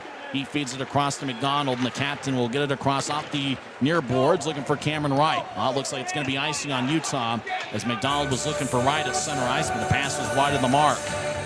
Yeah. There's a better going. Is that the right way to say that? The Grizzlies have seen a little bit more control here, and now you really want to turn this into offensive opportunities because, unfortunately, that was icing debatably, but they called it icing, so now Zach Sekos is going to take this draw again, and you really need a face-off win here. Well, after Idaho's third goal, it seems like the Grizzlies have had the puck here for a lot of the last few minutes of play. Yeah, got to win the last 2 minutes of the period. 1:20 to go, you're down 3-1. Win the draw, go get an opportunity. A.J. White will take it for Idaho against Zach Sekos. And the draw won by Sekos. Well, he's outstanding in the face-off circle. He's got quick hands. Grizzlies will ice the puck as Bartley throws it between the Idaho defensemen. And we get another whistle with 1:13 left in the first. Yep, so this now becomes a longer shift. Cam Wright, Johnny Walker, Bryson Martin, Zach Sekos have been out there along with Victor Bartley now for probably 3-4 minutes of actual time. It's a good long bit. Sekos will take the draw against Jack Becker. Becker played at Arizona State last year. Before that, spent 4 years at Michigan, where he was a teammate of Dakota Rabies.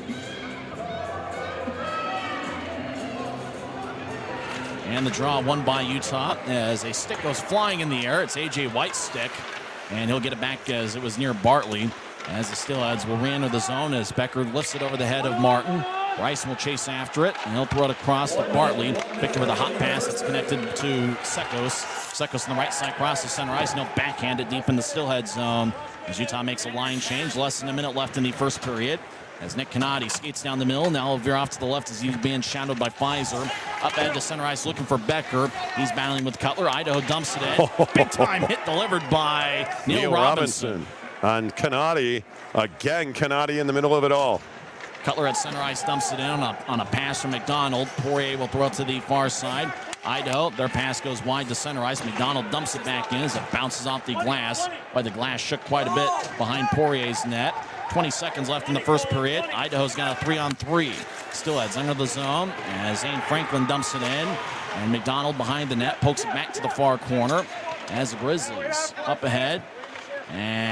But it's Idaho keeping it in the zone. They center it. Utah picks it off, and McDonald will throw it off the near wall to center ice. Grizz look to dump it back in. Idaho pokes it back to center ice, and the horn sounds. The horn is an actual seal that's at center ice, and that'll do it for one period here at Maverik Center as the Steelheads lead 3-1. They outshot the Grizzlies 17-7, and when we come back, we'll recap this first period. Garrett Metcalf started the game for Utah. He was replaced after Idaho's third goal, and Trent Miner is now in net. We'll recap the first period when we come back. Once again, the score after one period. The Idaho Steelheads 3 and the Utah Grizzlies 1. When you pay with the Nitro card at Maverik, you always save 10 cents or more on fuel every gallon, every day. And you could save a whole lot more thanks to Nitro Best Price. Pick up a Nitro card and upgrade your Adventure Club account today.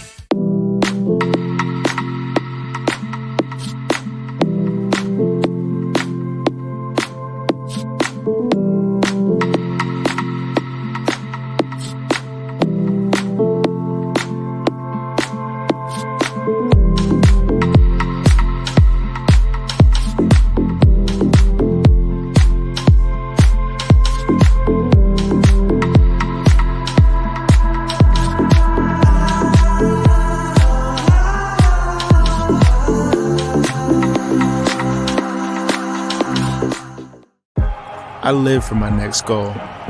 Whether it's another pick six or another step forward in life, I wouldn't be who I am without the drive to reach it. And I wouldn't be where I am without my team. Everyone on and off the field who supports me and believes in my dreams as much as I do. Whatever your goals are, surround yourself with people who are going to help you reach toward them.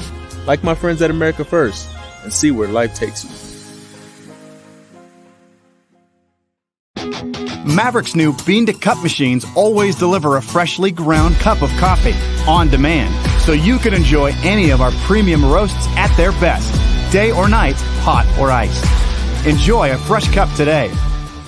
If you're out driving and something happens to your car, truck, or even wheelchair, and you end up stuck at a rail crossing, it's going to be okay. Don't panic. Here's what you do. Get out if you can, and look for this blue sign on the metal pole. Call the number on the blue sign, and when they answer, tell them the crossing number. The number is right here. This tells them the exact location of the crossing. This is the fastest way to get trains stopped before coming through the crossing. Look for the blue. It helps you.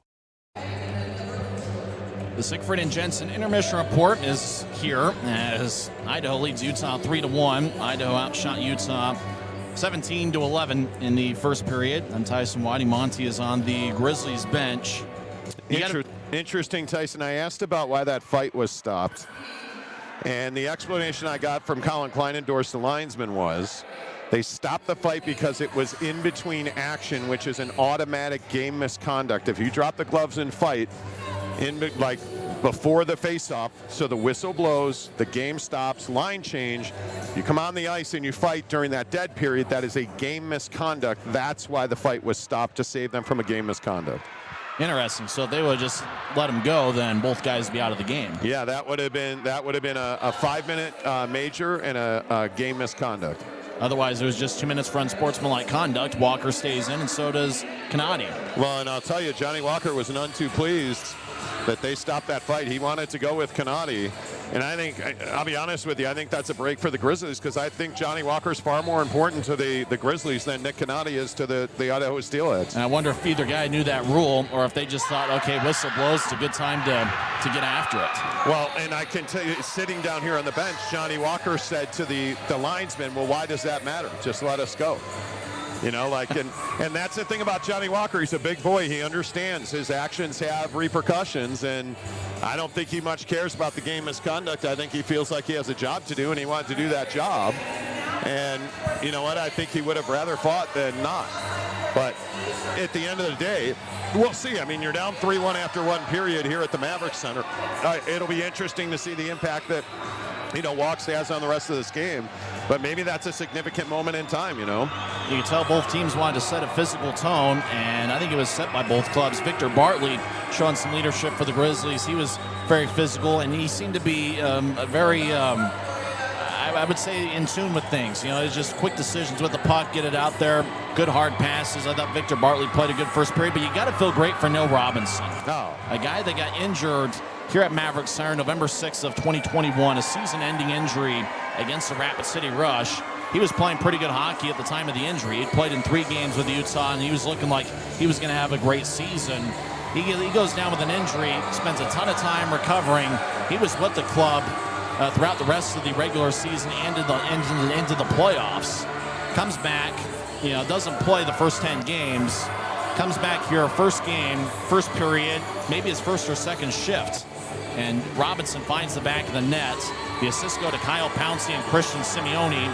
Simeone also making a season debut for the Grizzlies. Simeone played a pretty good first period. He played in 55 games last year, had 5 goals and 10 assists. It's his second season as a pro. He played for 3 seasons at Merrimack College. So it's great to see Simeone and Robinson get on the stat sheet for the Grizzlies, and I think Kyle Pouncey played a good first period. Oh, excellent. He got an assist as well. Robinson's goal, 6:28 into the first period. 24 seconds later, Idaho tied it up. There was a turnover. White had it on the right side near the boards, centered it to Svanenbergs, who was standing about halfway between the offensive blue line and the goal line, and Svanenbergs, it's kind of a quick-looking shot. It almost didn't look like he had really a whole lot of room to get his shot off, but he was able to get it off with some velocity, and it got past Garrett Metcalf.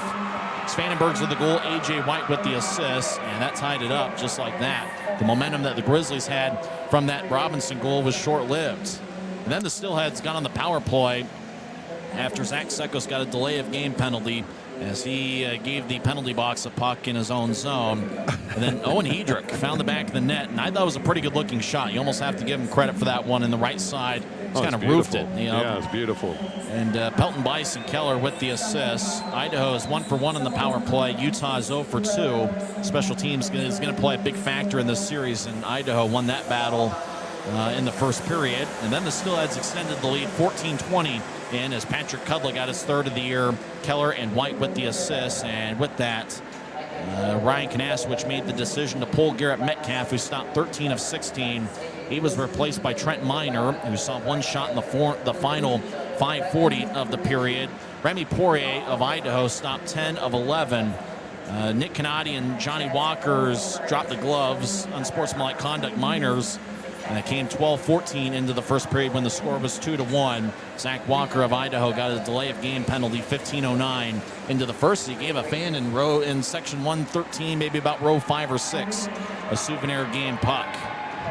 So Idaho's got a 3-1 lead. Giveaways, Utah 5 to Idaho's 3. Idaho had 5 scoring chances to Utah's 3. Utah won the faceoff battle 15-12, and most of that was Zach Sekos, who did an outstanding job in the circle. Both teams had 3 power play shots. One of Idaho's 3 shots found the back of the net. And Monty, second period has been strong for the Grizzlies this season. They're going to need a strong second period to get into this game. Yeah, I think it's imperative. And, you know, the funny thing is that unfortunately it took a goaltender change to get this defense and these forwards going. And I think what you're seeing is that this team's a lot more capable than we saw there. You simply, Tyson, in games against the Idaho Steelheads in a rivalry game, you can't take risks on the puck. It's just that simple. And I think, as much as you would like to have had Garrett Metcalf make that save on that first goal, you know what? I mean, make a better decision on the puck, and it probably never gets there, right? So I think you're exactly right. The physicalities, you said something I think really resonated with me, is that there was no break-in period. There was no feeling out. They got right to work tonight. And I thought the Grizzlies came out of the box with a lot of momentum. But you know what? I think Idaho answered, and how. And I think you got to give Idaho a lot of credit for coming out with a lot of energy and really getting after it, especially once they fell behind. I think that's the difference in the game. Now, let's not kid ourselves as well, though. This game is far from over. And I think the next goal probably is going to determine, or go a long way to determining who's going to win this game. I agree, because it's either 4-1 Steelheads or it's 3-2 with Utah. You hope getting a little bit of momentum. And yes, they have been a strong second period club this season, and that continued into the road trip. As you're thinking about the Grizzlies having about a +6 or +7 edge in the second period.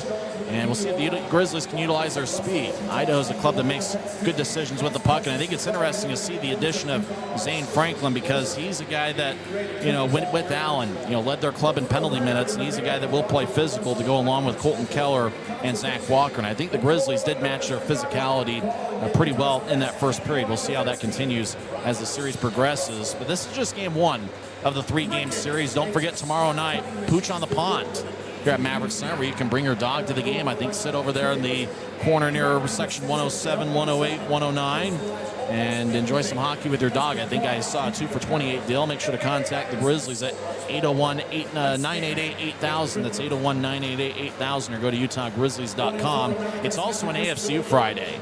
You talk about outstanding deals. I don't know if there's a better deal than AFCU Friday, where tickets start at just $8 when you pay using our AFCU debit or credit card at the Maverik Center box office. So that's an outstanding deal. $8 to watch this kind of hockey with the Grizzlies and Steelheads, probably the best rivalry in the league. I don't know that you can beat that. But you're underselling the lead.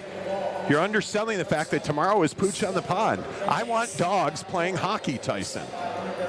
I think dogs could play hockey. I mean, I've seen my dog Sadie. She's outstanding with a tennis ball. She catches just about everything. I think dogs would make outstanding hockey players. I think they would play a physical brand of hockey. Yeah, and you know what? I think one of the great changes, and we've talked so much tonight about and no matter where you're watching the game, obviously you're seeing the center hung scoreboard here, but I mean, one of the great changes I think the Grizzlies made this year is getting connected with Ticketmaster. It's just so easy now. We forget that, we all used to love paper tickets and we collected them, and well, guess what? It doesn't work that way anymore. It truly is one of those things where now it comes to your phone and it's very easy to get tickets to the game. Go to UtahGrizzlies.com. Two other games in the league tonight. Fort Wayne defeats Indy 6-3. And a game played this morning. A game that started about 9:30 in the Mountain Time Zone. Tulsa defeated Rapid City 3-2 as Rapid City's record falls to 4-7.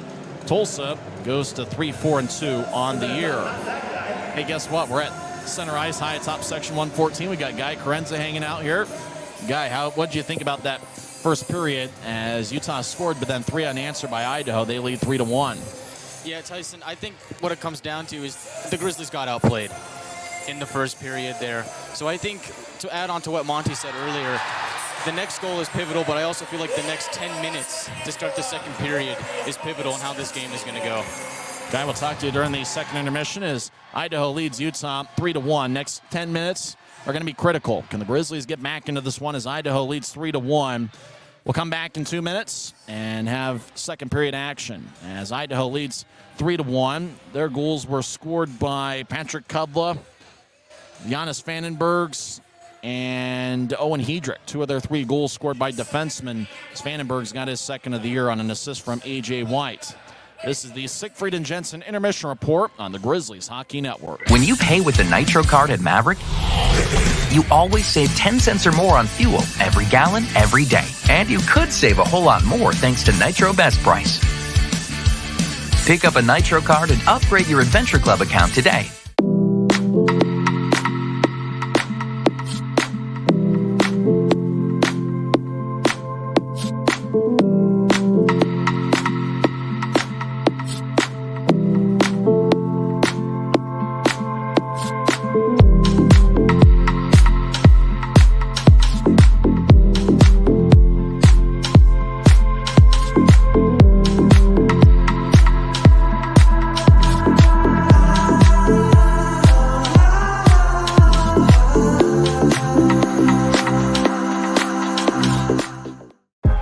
I live for my next goal. Whether it's another pick six or another step forward in life, I wouldn't be who I am without the drive to reach it. And I wouldn't be where I am without my team. Everyone on and off the field who supports me and believes in my dreams as much as I do. Whatever your goals are, surround yourself with people who are going to help you reach toward them. Like my friends at America First, and see where life takes you. Maverik's new bean-to-cup machines always deliver a freshly ground cup of coffee on demand, so you can enjoy any of our premium roasts at their best, day or night, hot or iced. Enjoy a fresh cup today. If you're out driving and something happens to your car, truck, or even wheelchair, and you end up stuck at a rail crossing, it's going to be okay. Don't panic. Here's what you do. Get out if you can, and look for this blue sign on the metal pole. Call the number on the blue sign, and when they answer, tell them the crossing number. The number is right here. This tells them the exact location of the crossing. This is the fastest way to get trains stopped before coming through the crossing. Look for the blue. It helps you. Now we're about set to start second period action, and it'll be in about 4 minutes of real time. I'm Tyson Whiting here with Guy Carenza. I will say that scoreboard there that's told time and clock is the one I always look at. That's the one that's gone right now. Had to make an adjustment on that. Many games in the NHL tonight. The Grizzlies NHL affiliate got a 3-2 overtime victory as Colorado beat Calgary 3-2. The game played earlier today, as looks like Lehkonen got the game winner in overtime. Pavel Francouz made 46 saves for the Avalanche, stopping 46 of 48. Avalanche go to 9-5-1 on the season. Carolina goes to 10-5-2. It was the Avalanche and the Carolina Hurricanes. That game played over in Carolina. NFL tonight, the Titans lead the Packers 14-9. That game was 6.5 minutes left in the third quarter. And the Titans are 6-3 this season. Packers are 4-6, just about a must-win for Aaron Rodgers' crew. Yeah. Derrick Henry has 57 rushing yards and a touchdown. Ryan Tannehill, 200 passing yards, 1 touchdown, no interceptions. He's completed 16 of 20. Aaron Rodgers has completed 12 of 18 for 104 yards and 1 touchdown. Aaron Rodgers is turning into check down Aaron. Aaron Jones has 30 rushing yards, and looks like the Titans are stopping the Packers running game. Midway through the third quarter, Titans lead the Packers 14-9. You know, and I'd expect a lot better, a lot tighter play on the blue line. You know, you'd really like to see, and I'm not saying that I'm not saying that the Grizzlies were bad on the blue line. What I'm saying is that you just got to be better. The defensemen have to do a better job, be more decisive, be more physical, and I think you really have to do a better job protecting the front of your net here.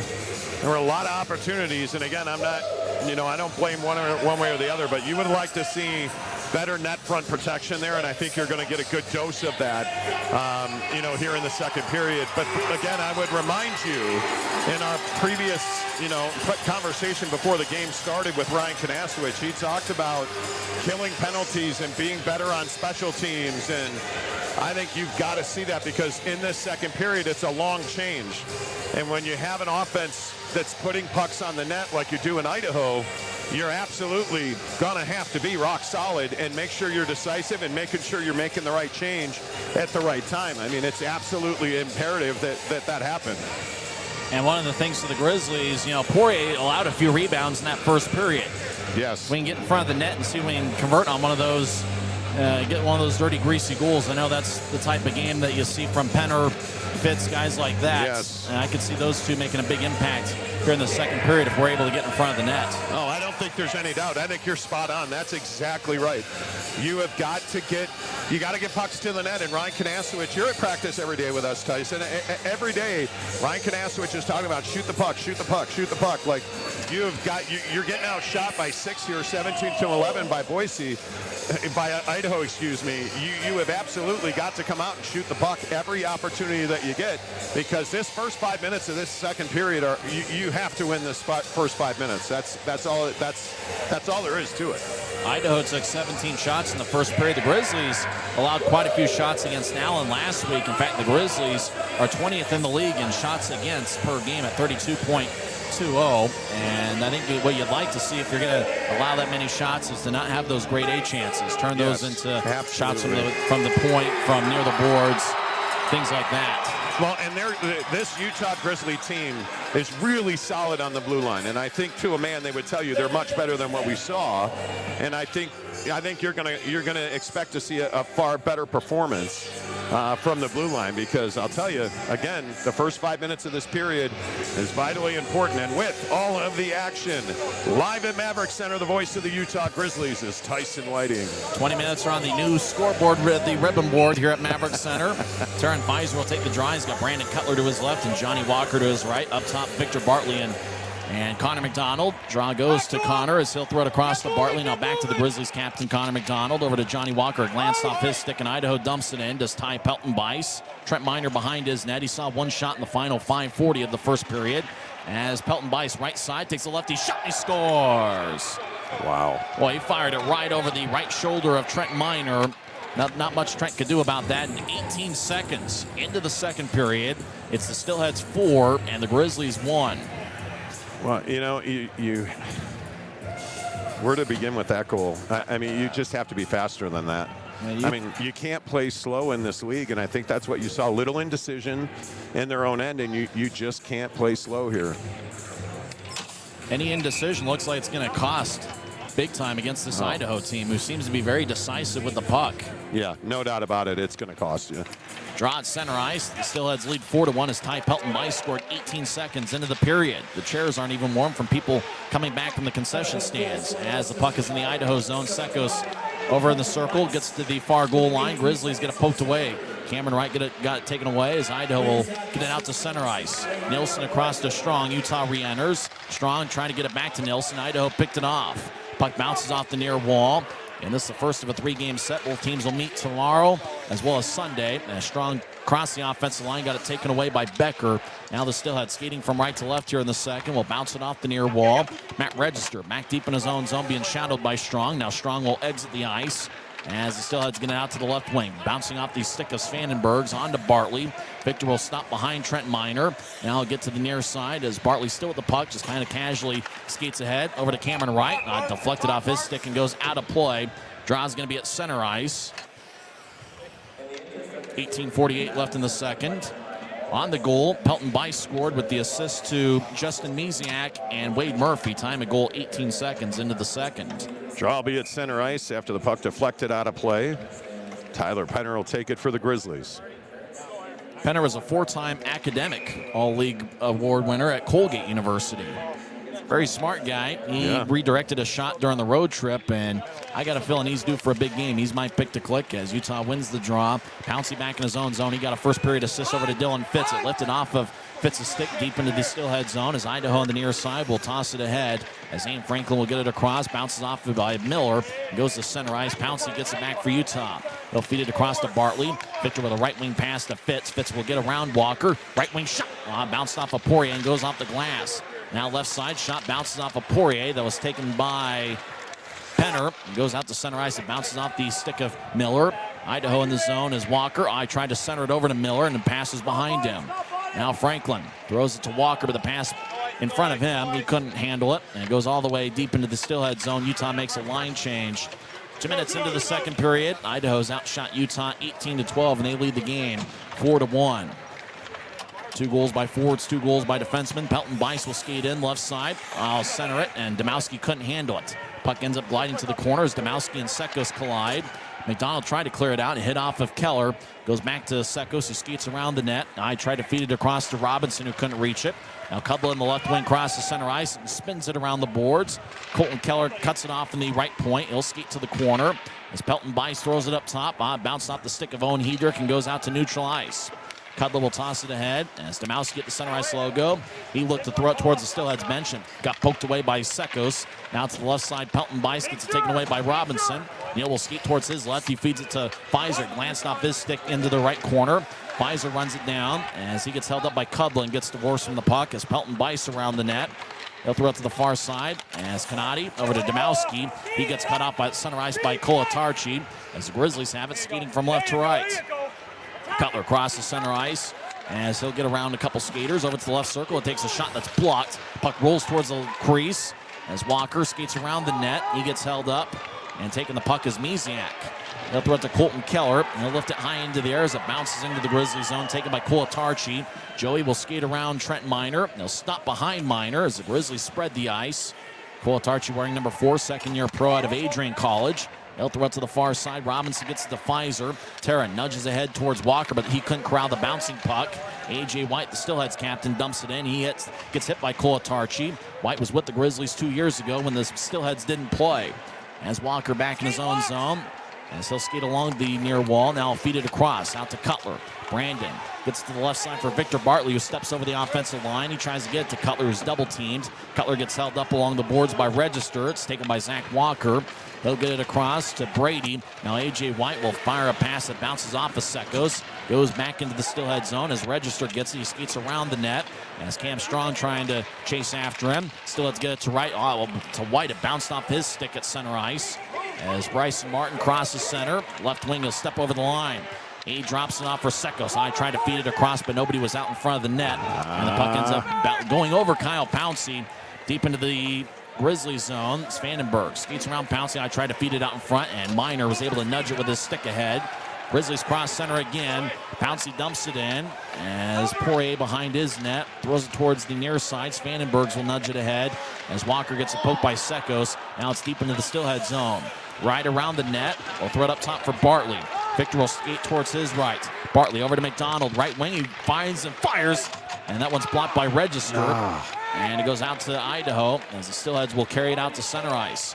Becker gets back checked by Wright but keeps the puck, and Becker dumps it in. As Bartley rolls it across to McDonald. Connor feeds an outlet pass that bounced off the skate and goes into the Steelhead zone, but it's Nick Canati that gets it. Taking it as walk is Franklin.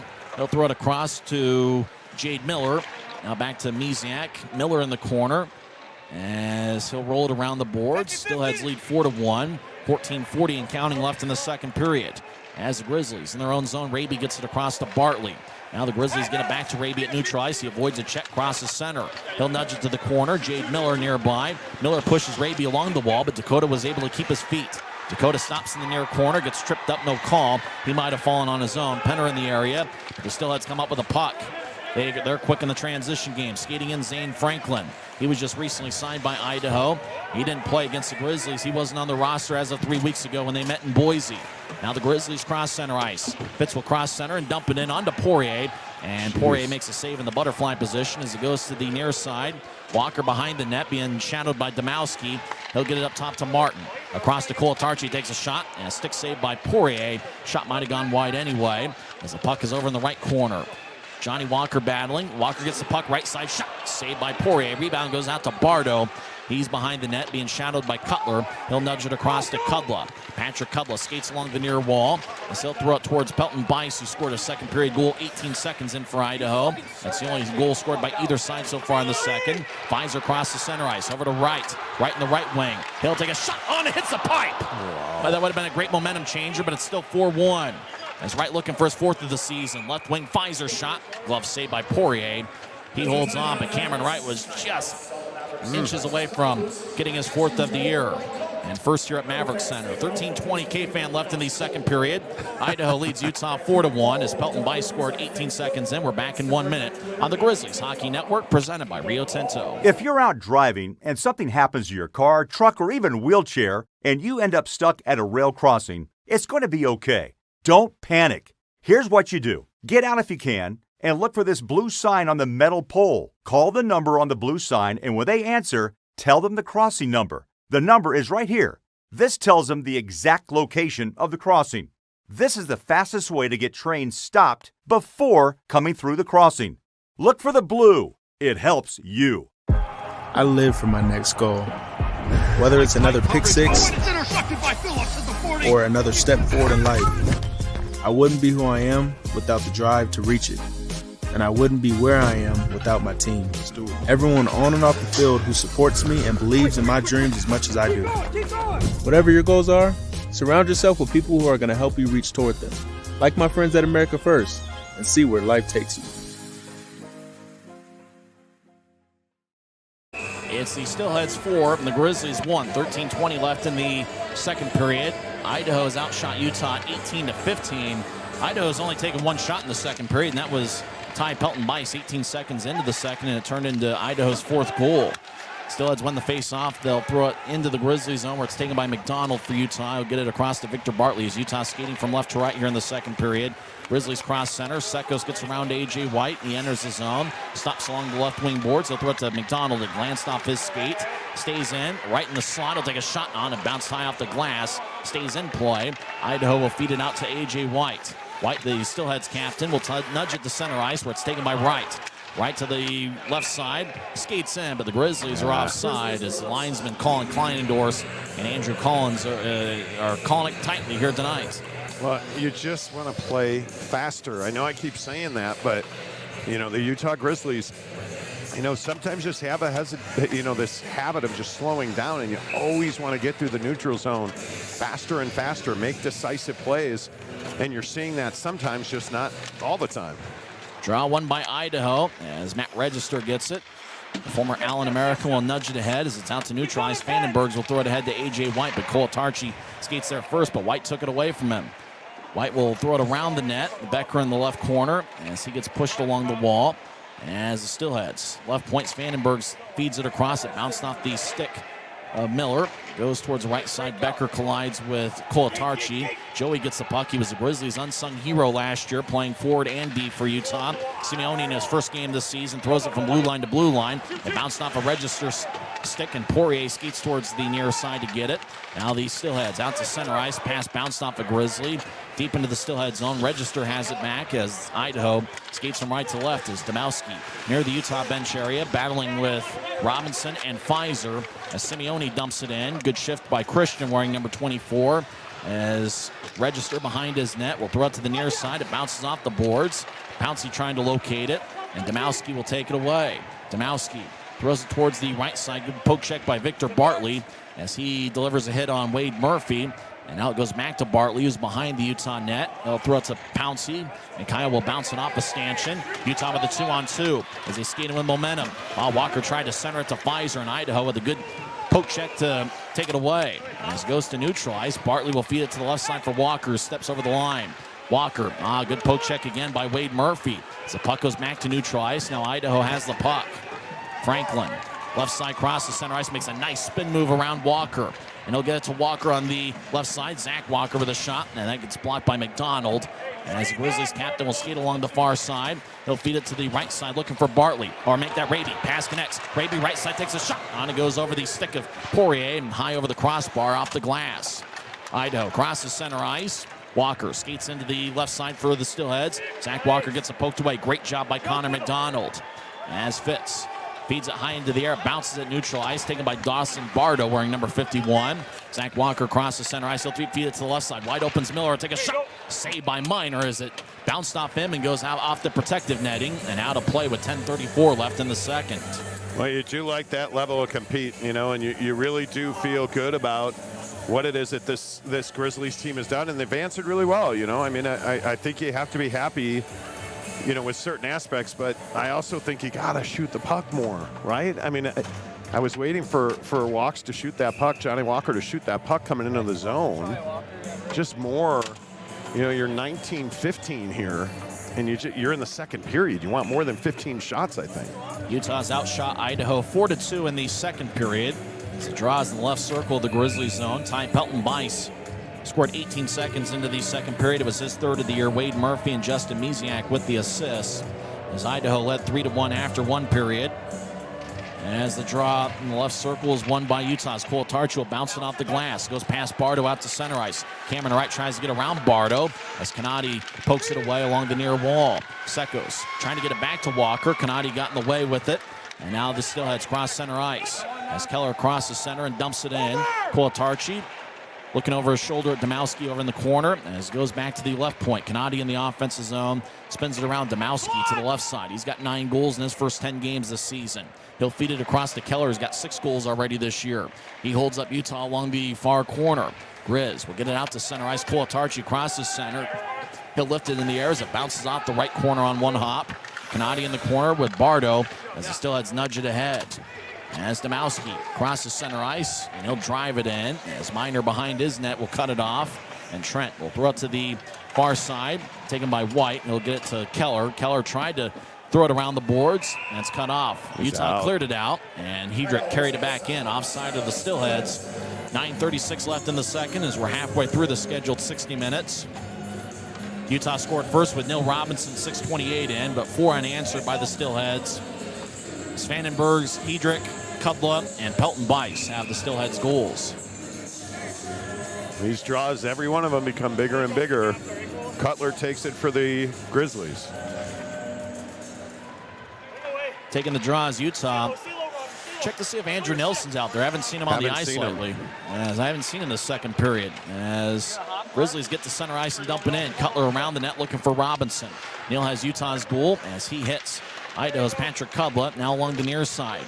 As Pfizer on the right side skates towards the circle, being defended by White. Pfizer tried to feed the corner. It was picked off by Kudla. As Idaho crosses center ice, Vandenberg dumps it in, and we get a whistle. And both arms are raised. The arm is raised by both linesmen as icing is the call. 9:06 left in the second. And that means that the Idaho Steelheads cannot change, so the players that were on the ice when the puck was iced have to stay on. Of course, your Utah Grizzlies get a fresh group of 5 out there. Nielsen probably would have started the second period as he started the game, but he's not out there for the second period. So the Grizzlies now with 5 defensemen, seen a lot of playing time for Pouncey and Bartley. As the draw won by Utah, Bartley around the net. Fitz behind the goal line as he's battling. Fitz pushes Idaho along the wall. Penner over there along with Raby. Raby's in front of the net as Hedrick gets it. As Idaho will throw it around the boards and it goes out to the Grizzlies zone. Utah chases after it. Pouncey gets it. He'll feed it across to Bartley. Victor's on the far side, gets to center ice for Penner. It bounced off his stick and goes towards Poirier, who cuts it off at the goal line. It's up bouncing off the end wall himself and into the far corner. Diedrich gets pushed by Penner. Penner gets it across to Raby, who's around the net. Trying out the front door. Centering pass, Fitz shot, saved by Poirier. Great idea for Raby, who was thinking about a wraparound. Noticed that Poirier cut it off, centered it out in front to Fitz, and Dylan had a good look, but Poirier made the stop. Yeah, nice job by the Grizzlies there. I mean, Dakota Raby's always that guy. He is a handful to deal with. He's fast, he's quick, he's elusive. And look at Tyler Penner, right in the dirty area, the greasy goal. That's solid hockey out of the Grizzlies. Now win a draw, and let's do it again. Sekos take the face off. He's got Wright to his right and Cam Strong to his left. The defensive pairing is McDonald and Bartley as Andrew Nielsen. We haven't seen him out there for the second period. Utah wins the face-off as Idaho pushes along the wall and the point, and Idaho's able to get it out to center where the Grizzlies regather it. McDonald at center ice, dumps it in as it bounces off the end wall. Wright gets knocked down, gets around Brady, and gets it poked away by Register.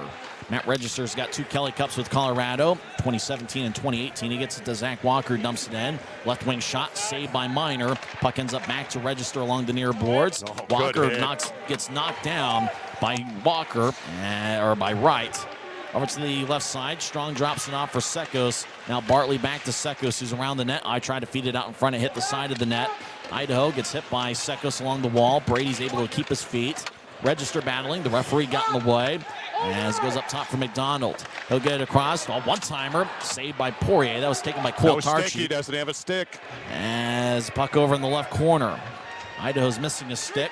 Miller doesn't have a stick there in the corner. Idaho around the net. Register will clear it out, and that will be icing.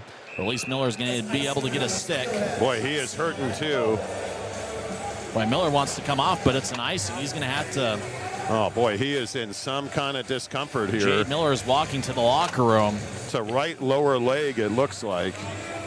It was an icing, so otherwise Miller should stay on the ice, but with him walking to the locker room, looks like Idaho is able to get another skater out there. Brady is going to come out here with Domovsky.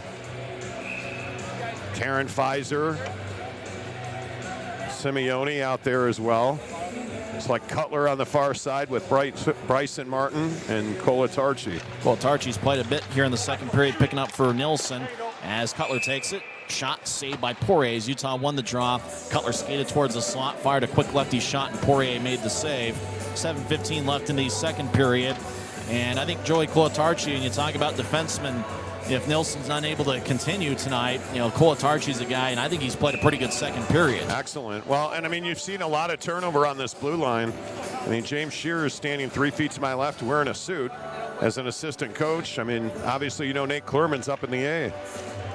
Defenseman Jordan Strong, he's a scratch tonight as he was placed on reserve as the puck goes back to center ice. Grizzlies in the zone, but it's Idaho that takes it. Nick Canati will skate along the far side. Now Canati will skate north-south, right wing. He'll bounce it off the boards. Idaho enters the zone.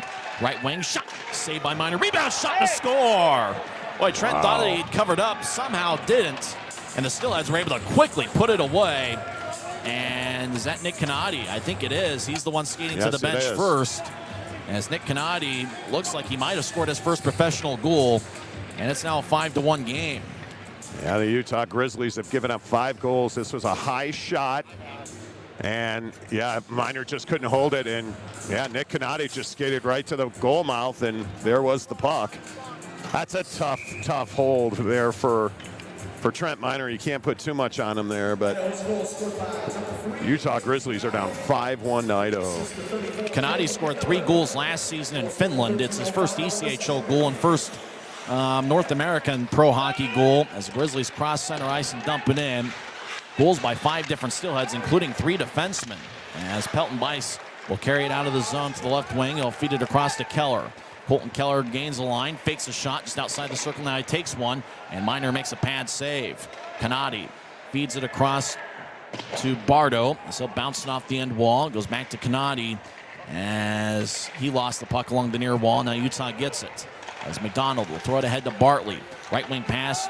Penner extends it as it throws into the right corner. Penner battling with Canati, but Murphy comes up with the puck.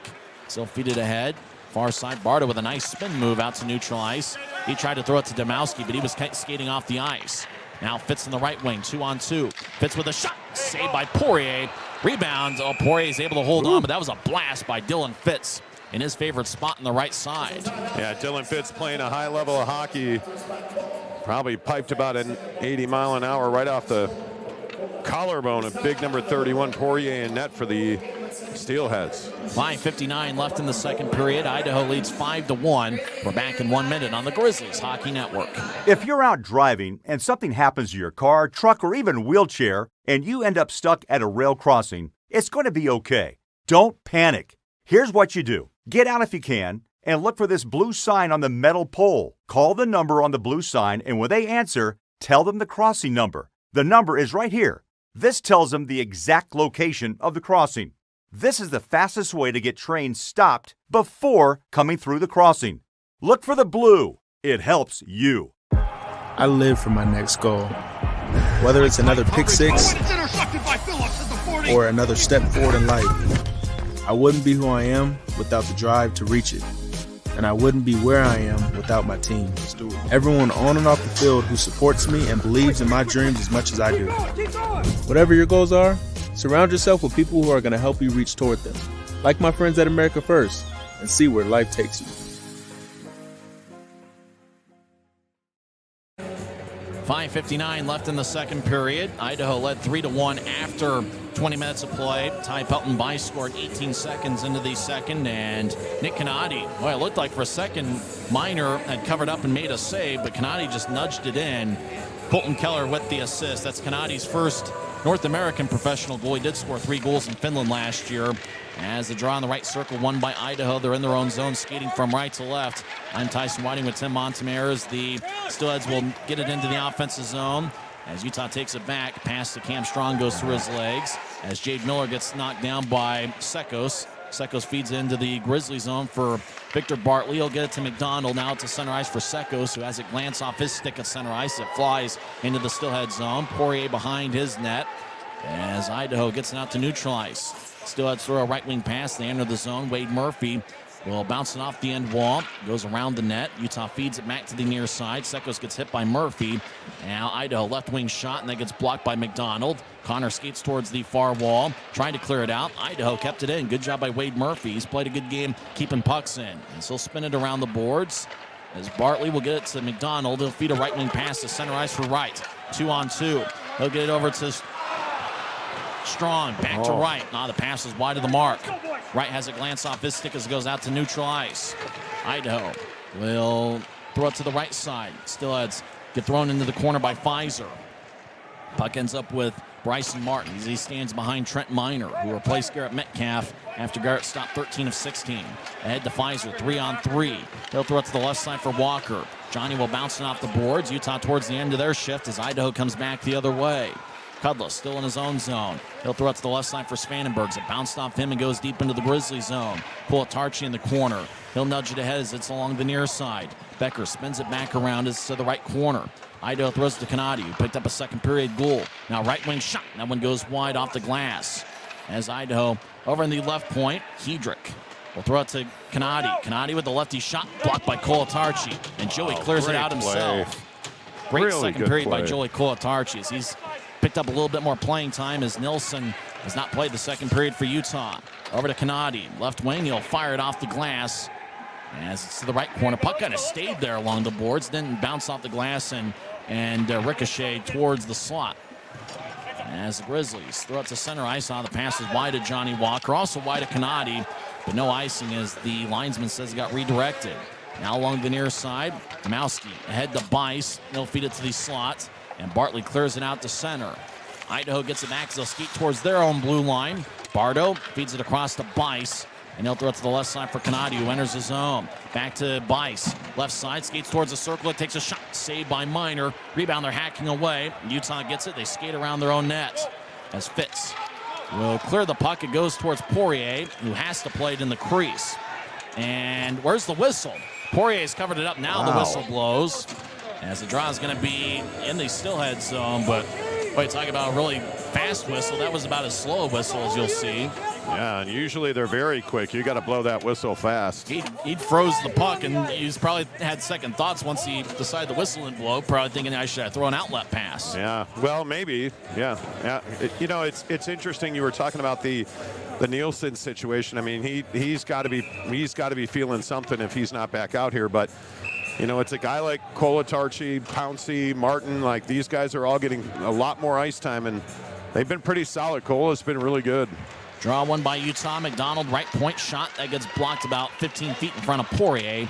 Over to the right side, Penner spins it around for Pfizer. Pfizer gets to Simeone in the left side. Good to see Christian out there for the first time this season. Over to Penner. Tyler, wearing number 21, gets to Simeone. Simeone skates towards the left point as he gets hit by Kudla. And the Steelheads get it to Keller. Back to Kudla as he'll step over the line. Over to Keller, around the net. Trying to get it back towards Register. Keller across to Miller. Jade's his first name. Left point shot. Got redirected off the stick now to the slot. Hacking away is Franklin. Utah comes up with a puck. 3-on-3. Grizzlies cross center. Pfizer will drive it in as it bounces off the wall. As Idaho feeds it to Register. Matt will get it ahead as Jade Miller crosses center ice. Miller throws to the right side for Walker. Walker's got a similar hairstyle to Franklin, but Walker is a little bit taller. As goes to the far side, Grizzlies bouncing off the boards and gets to center ice by Idaho. Once again, Johnny on the spot. As Kudla over to Hedrick. He crosses center ice. They'll throw it to the left side for Franklin. Franklin along the near side. Gets double teamed along the wall. Now he's triple teamed. Skating over there is Becker. Right on, he bounced off of Kudla. Now Wright gets it back and clears it out. Those pucks got to get out. You're winning the battle. You got to get that out. It's not enough to clear it. You need to get it over their blue line.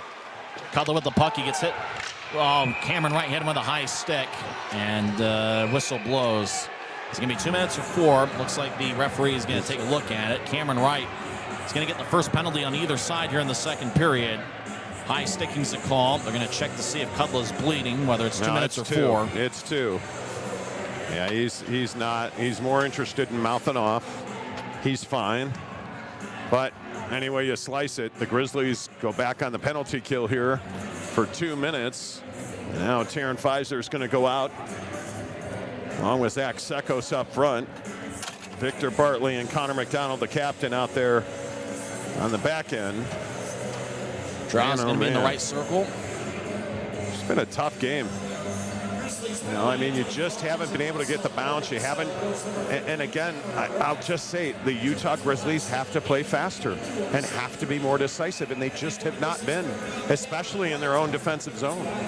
Time of Wright's penalty, 18:22 in. Idaho wins the draw. Register, right point shot. It's blocked out in front and goes to the right corner. As the Steelheads, A.J. White, just outside the right circle near the wall on the far side. Over to Register. He'll get it across to Brady. Brady will skate towards his right. Brady over to the left side for Becker. Becker wearing number 27, skates to the left circle. Now to the near goal line for Spandenbergs. He feeds it across. Utah picks it off, and Sekos clears it out. Nice job to get the line change here as Cutler and Penner hop on. 1:27 and counting left in the Idaho power play. They lead 5-1. As Idaho crosses center ice, left wing pass to Register. Register trying to feed it out in front to Brady. Pass was over his stick. Now Penner gets it. Tyler gets it out to center ice. It bounced off an Idaho skate. Now to Brandon Cutler on the left side. Cutler double teamed in the corner. And Idaho pokes it ahead to Spandenbergs. Now Register with the puck. As Cutler lost his stick. Cutler now gets it back. He'll actually skate off the ice. White over to the near side to Spandenbergs as Idaho steps over the offensive line. Becker over in the corner. 25 seconds left in the second period. As Becker double teamed with Bartley and McDonald. Puck spins along to the far side. As Register with White. White spins along the near wall for Becker. Up top for Hedrick. 12 seconds left in the period. Becker with a shot blocked by McDonald. Puck ends up back with Hedrick. He skates towards his right. And now it goes to Register. Shot. That deflects off a stick and goes to the left corner. Hedrick with a shot at the buzzer, and it goes wide. And that will do it for 40 minutes here at Maverik Center. As Idaho got a goal from Ty Pelton-Bice 18 seconds in. And then Nick Canati with a rebound off of Trent Miner. 13:05 into the second. Colton Keller with the assist. Keller has 3 assists tonight, and Ty Pelton-Bice has 1 goal and 1 assist. A.J. White 2 assists for Idaho. Both teams had 8 shots in the second period. Actually, looks like Idaho with a late second period shot led the shot count in the second, 9-8. We'll come back and recap the second period. We'll also go over some scores from around the world of sports. As we're through 2 periods, Idaho leads Utah 5-1. The Siegfried and Jensen intermission report is coming up next on the Grizzlies Hockey Network. When you pay with the Nitro card at Maverik, you always save 10 cents or more on fuel every gallon, every day. And you could save a whole lot more thanks to Nitro Best Price. Pick up a Nitro card and upgrade your Adventure Club account today.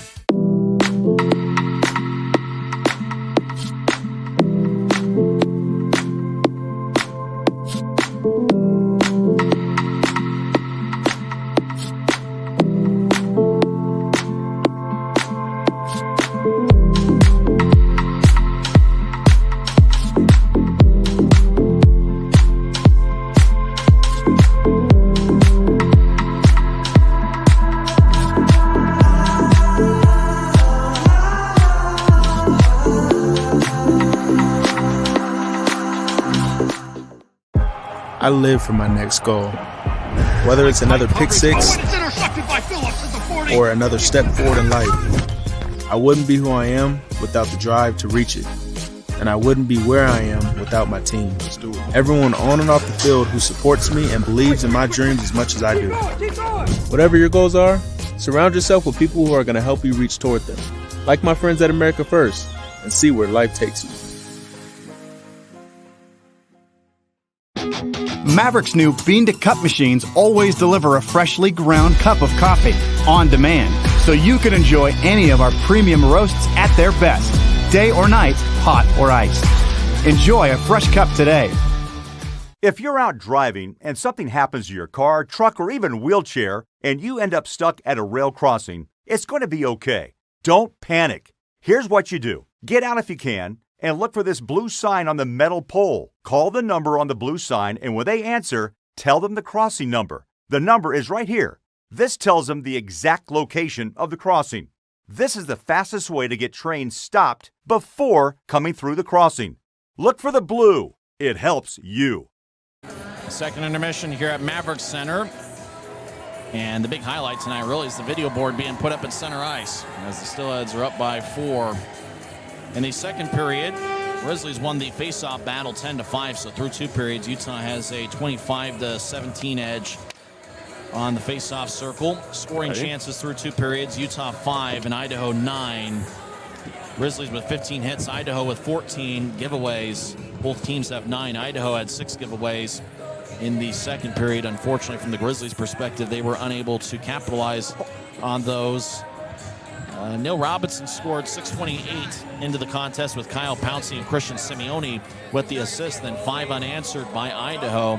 Jonas Vandenberg scored 24 seconds after Robinson scored 6:52, and A.J. White with the assist. Owen Hedrick got a power play goal 11:36 in, with Pelton Bice and Keller getting the assist. And then Patrick Kubla made it a 3-1 game as he got his 3rd of the year, 14:20 in. Keller and White with the assist. Idaho led 3-1 after 20 minutes. 18 seconds into the second period, Pelton Bice got his 3rd of the year. Murphy and Misiak with the assist. And then Nick Canati made it 5-1 as he scored on a rebound just out in front, bounced off of Trent Miner. It looked like he had covered it up, but Canati was able to just kind of poke it in. It's his first ECHL goal. He scored 3 goals with Finland last year. So I guess the debate is you know, do you count Finland to be enough of a pro league to where that wasn't his first pro goal, or maybe that was his first pro goal? We're not sure. I'm going to go ahead and say no, because nobody gets their first pro goal against Meyer and we, the Utah Grizzlies. Yeah, this is 4th professional goal. Scored 3 last year with Finland. Especially not the Steelheads. Thank you very much. The Grizzlies will be shorthanded the first 22 seconds of the 3rd period as Cameron Wright got a high sticking minor 18-22 in. Idaho's outshot Utah 26-19. And it's just one of those where Idaho, and we saw it in the preseason, Idaho winning those 50-50 pucks, and I think tonight they're just winning those battles along the board. They're just being a little bit more decisive right now, and I think it's going to be an interesting third period, especially if we don't see Andrew Nielsen, as we did not see him out there for the second. Utah went with 5 defensemen. More playing time for Joey Kulitarchi, and I thought he played pretty well in the second. Yeah, but you miss the weaponry there. You miss the point shot. You miss the puck movement. Those hard passes we talked about in the first period that Andrew's so adept at. But you know what? You got to take advantage of the opportunities you're given here. And I would guess that you probably will not see Andrew Nielsen. It's shocking when he does not play. If he's out here, if he's physically capable, I don't think there's any doubt about that. But I also think tomorrow is going to be a vastly different lineup. The other guy that we haven't talked about tonight because he's a scratch is Keaton Jamison, who is also not on the ice tonight. So it'll be interesting to see, not that we're writing this game off. It's 5-1 with a full period to play here, but it'll be interesting to see how Ryan Kanasowicz adjusts his lineup tomorrow. Garrett Metcalf got the start. He stopped 13 of 16 in the first 14-20.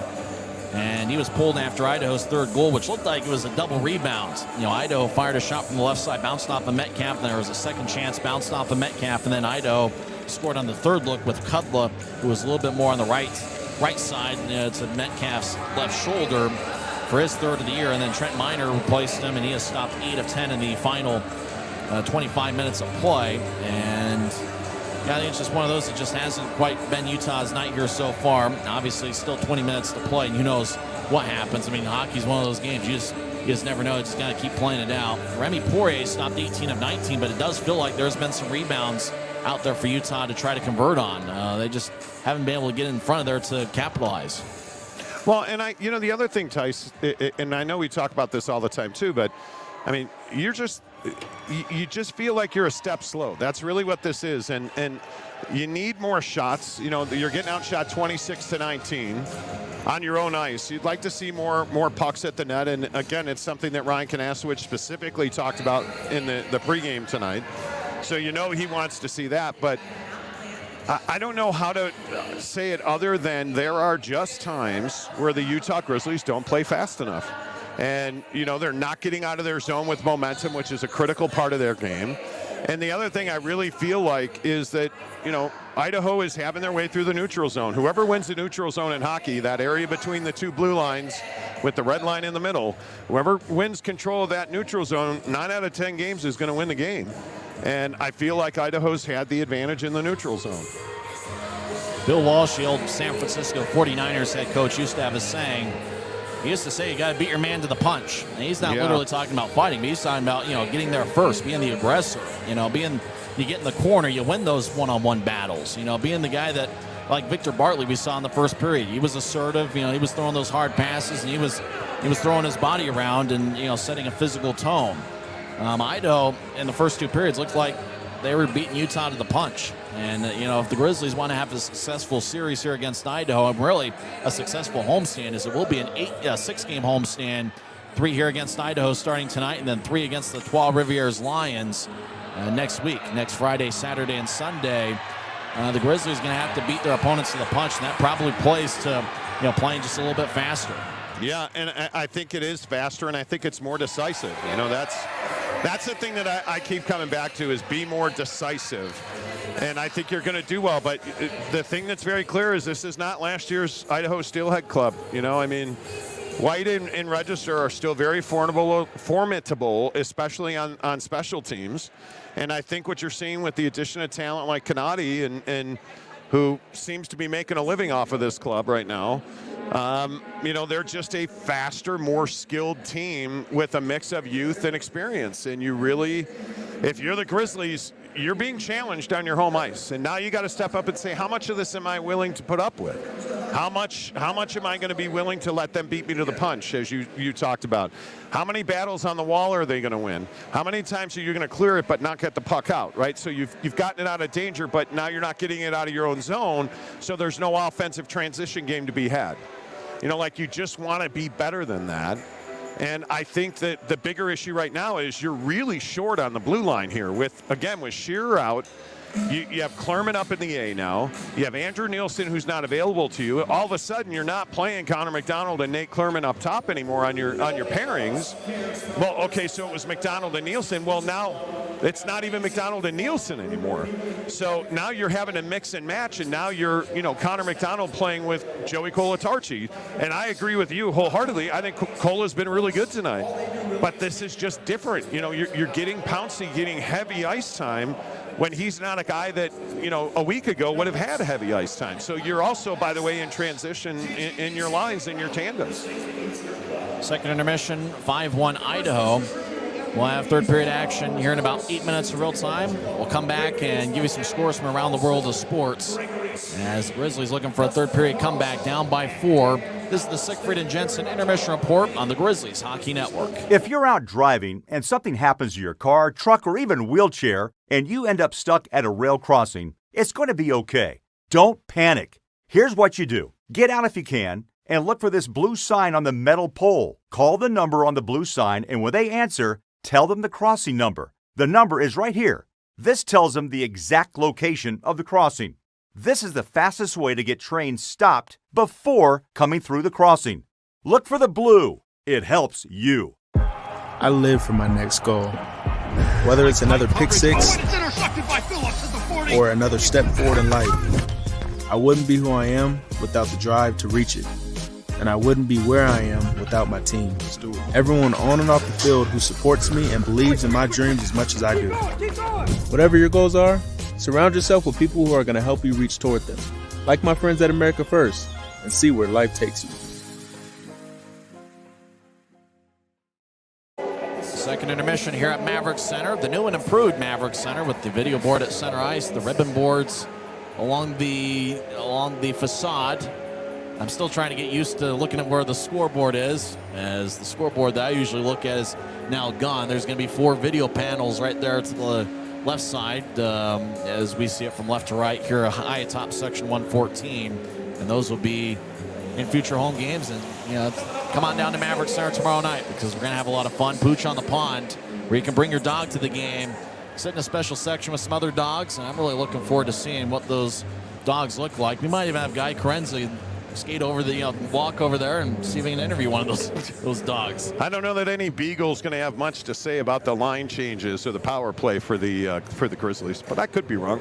Hey, you never know. There's some smart dogs out there that probably know a lot about hockey. Tyson, I don't know how to break this to you. Dogs don't know anything about hockey, and they don't speak English. Well, hey, you never know. Only in the movies, I guess. Only in the movies. Right? Well, hey. There's value in the movies, right? I love Pooch on the Pond. It is one of my favorite nights, and the Grizzlies do such a good job of these themed nights. It is really fun to bring your dog to the game. And if you don't have a ticket yet, UtahGrizzlies.com. It is a really good time. And, we really encourage you to bring a donation of cat food or dog food to the game as well. Because there's so many, obviously there's so many people in our community looking for a little extra. So you'd really like to, if you can help, you'd really like to be able to help. By bringing in a donation of cat food or dog food, and then enjoy some hockey as the Steelheads and the Grizzlies hook up in Game 2 of the series. 8 minutes left in the fourth quarter. Tennessee Titans lead the Green Bay Packers 27-17. Wow. Ryan Tannehill, 2 touchdown passes, 1 interception. He's thrown for 282 yards. Derrick Henry, 25 carries, 79 yards, and 1 touchdown. For the Packers, Aaron Rodgers has 2 touchdown passes, 17 of 28 passing for 175 yards. Looks like both touchdowns have been scored by Christian Watson, who was the hero who scored 2 or 3 touchdowns last weekend against Dallas. 3 touchdowns last week. He's got another 2 tonight. Randall Cobb, 5 catches. Alan Lazard, 4. But the Packers are down 27-17 to the Tennessee Titans. That's a home game for the Packers.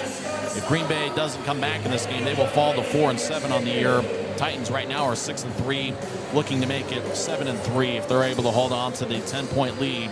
8 minutes left in the fourth quarter. Titans have the ball 3rd and 1 at their own 22-yard line. Be interesting to see if Bo Nix plays for Oregon. Saturday, by the way, no Utah Grizzlies hockey this Saturday.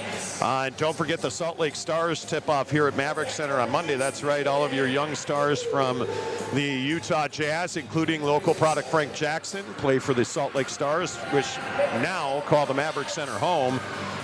So you can get your tickets at MaverikCenter.com or the Maverik Center box office, but that'll tip off Monday and Tuesday against the Santa Cruz Warriors and James Wiseman. But on Saturday, Tyson, obviously it's senior day at BYU, and then Saturday night we get the big one, probably the game of the week. Your Utah Utes taking on the Oregon Ducks. Bo Nix is seriously in doubt for Oregon on Saturday night. If Bo Nix can't play, I think Utah's got a good chance in that game, even if the game is played in Eugene. USC, UCLA also matching up. I think some people are calling it kind of like the Pac-12 semifinals this week. I would agree. Jordan Addison's going to be back in that game, by the way, for USC, which is a big lift for them. They're a fine wide receiver. But, yeah, I mean, we're in such a golden era of sports here in Utah. And, you know, you have a Mountain Division championship for the Grizzlies last year. You have a Rose Bowl appearance. You have a 10-win season by BYU. You know, the Jazz, and obviously the Jazz are in transition, but 10-win team. Like, just such a good time to be a Utah sports fan. A lot of good action on Saturday. The Grizzlies will be off. Remember, they play tomorrow with Pooch on the Pond and an AFC Friday. Saturday will be an off day, and then Sunday, special start time of 3 o'clock. Normally, Sunday games are at 1 o'clock, but this year it's a couple hours later. 3 o'clock start time for the third and final game of the series between the Grizzlies and Steelheads. Next week, the Trois Rivières Lions will be in for 3 games in 3 days. Friday, Saturday, and Sunday of next week, November 25th, 26th, and 27th. Don't forget that on Saturday, November 26th, it's the Grizzlies' second annual Pride Night presented by FedEx. And that's going to be on Saturday, November 26th, the second game of the 3-game set against the Trois Rivières Lions. And then the Grizzlies, after the homestand, will go to Boise for a 2-game weekend series. So 5 of the next 8 games starting tonight are against the Idaho Steelheads. And, you know, Idaho has come out strong the first 2 periods. They lead 5-1. Regardless of what the outcome says after this third period, you'd like to come away feeling a little bit better about yourself heading into tomorrow night. And who knows who's going to be in net tomorrow? Is it going to be Garrett Metcalf, or the Grizzlies going to go with Trent Miner?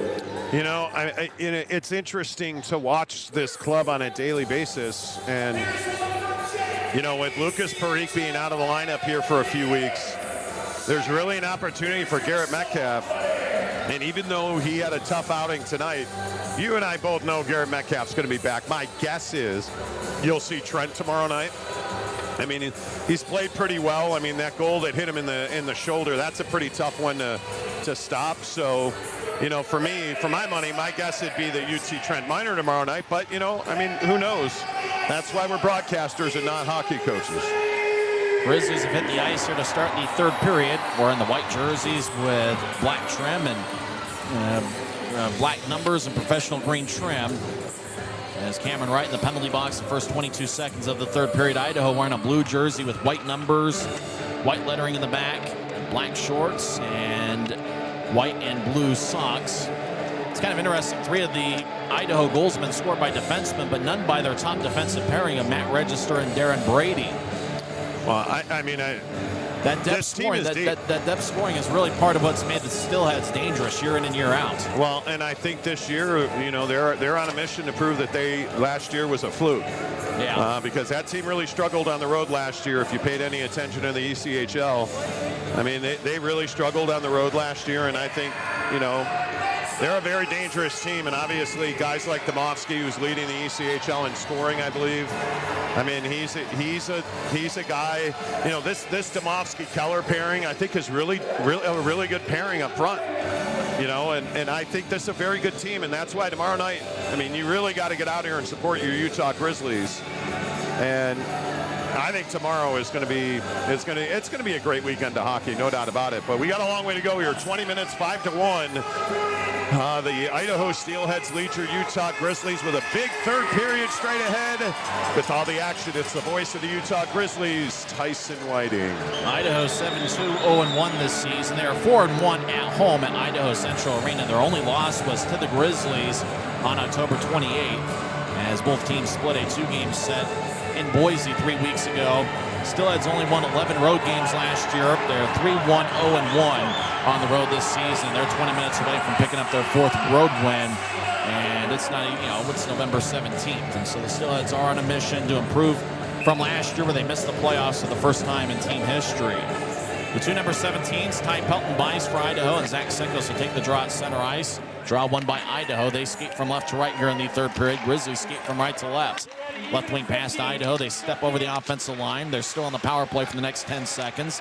Idaho gets blasted along the end wall by Bartley as Idaho feeds it out to the left point. Idaho gets to the right side for Domowski, takes a shot, and it's blocked by Bartley. Victor's had a good game as he'll throw it to the far corner. Wright is out of the penalty box. He'll join the play as the puck is in the Grizzlies zone.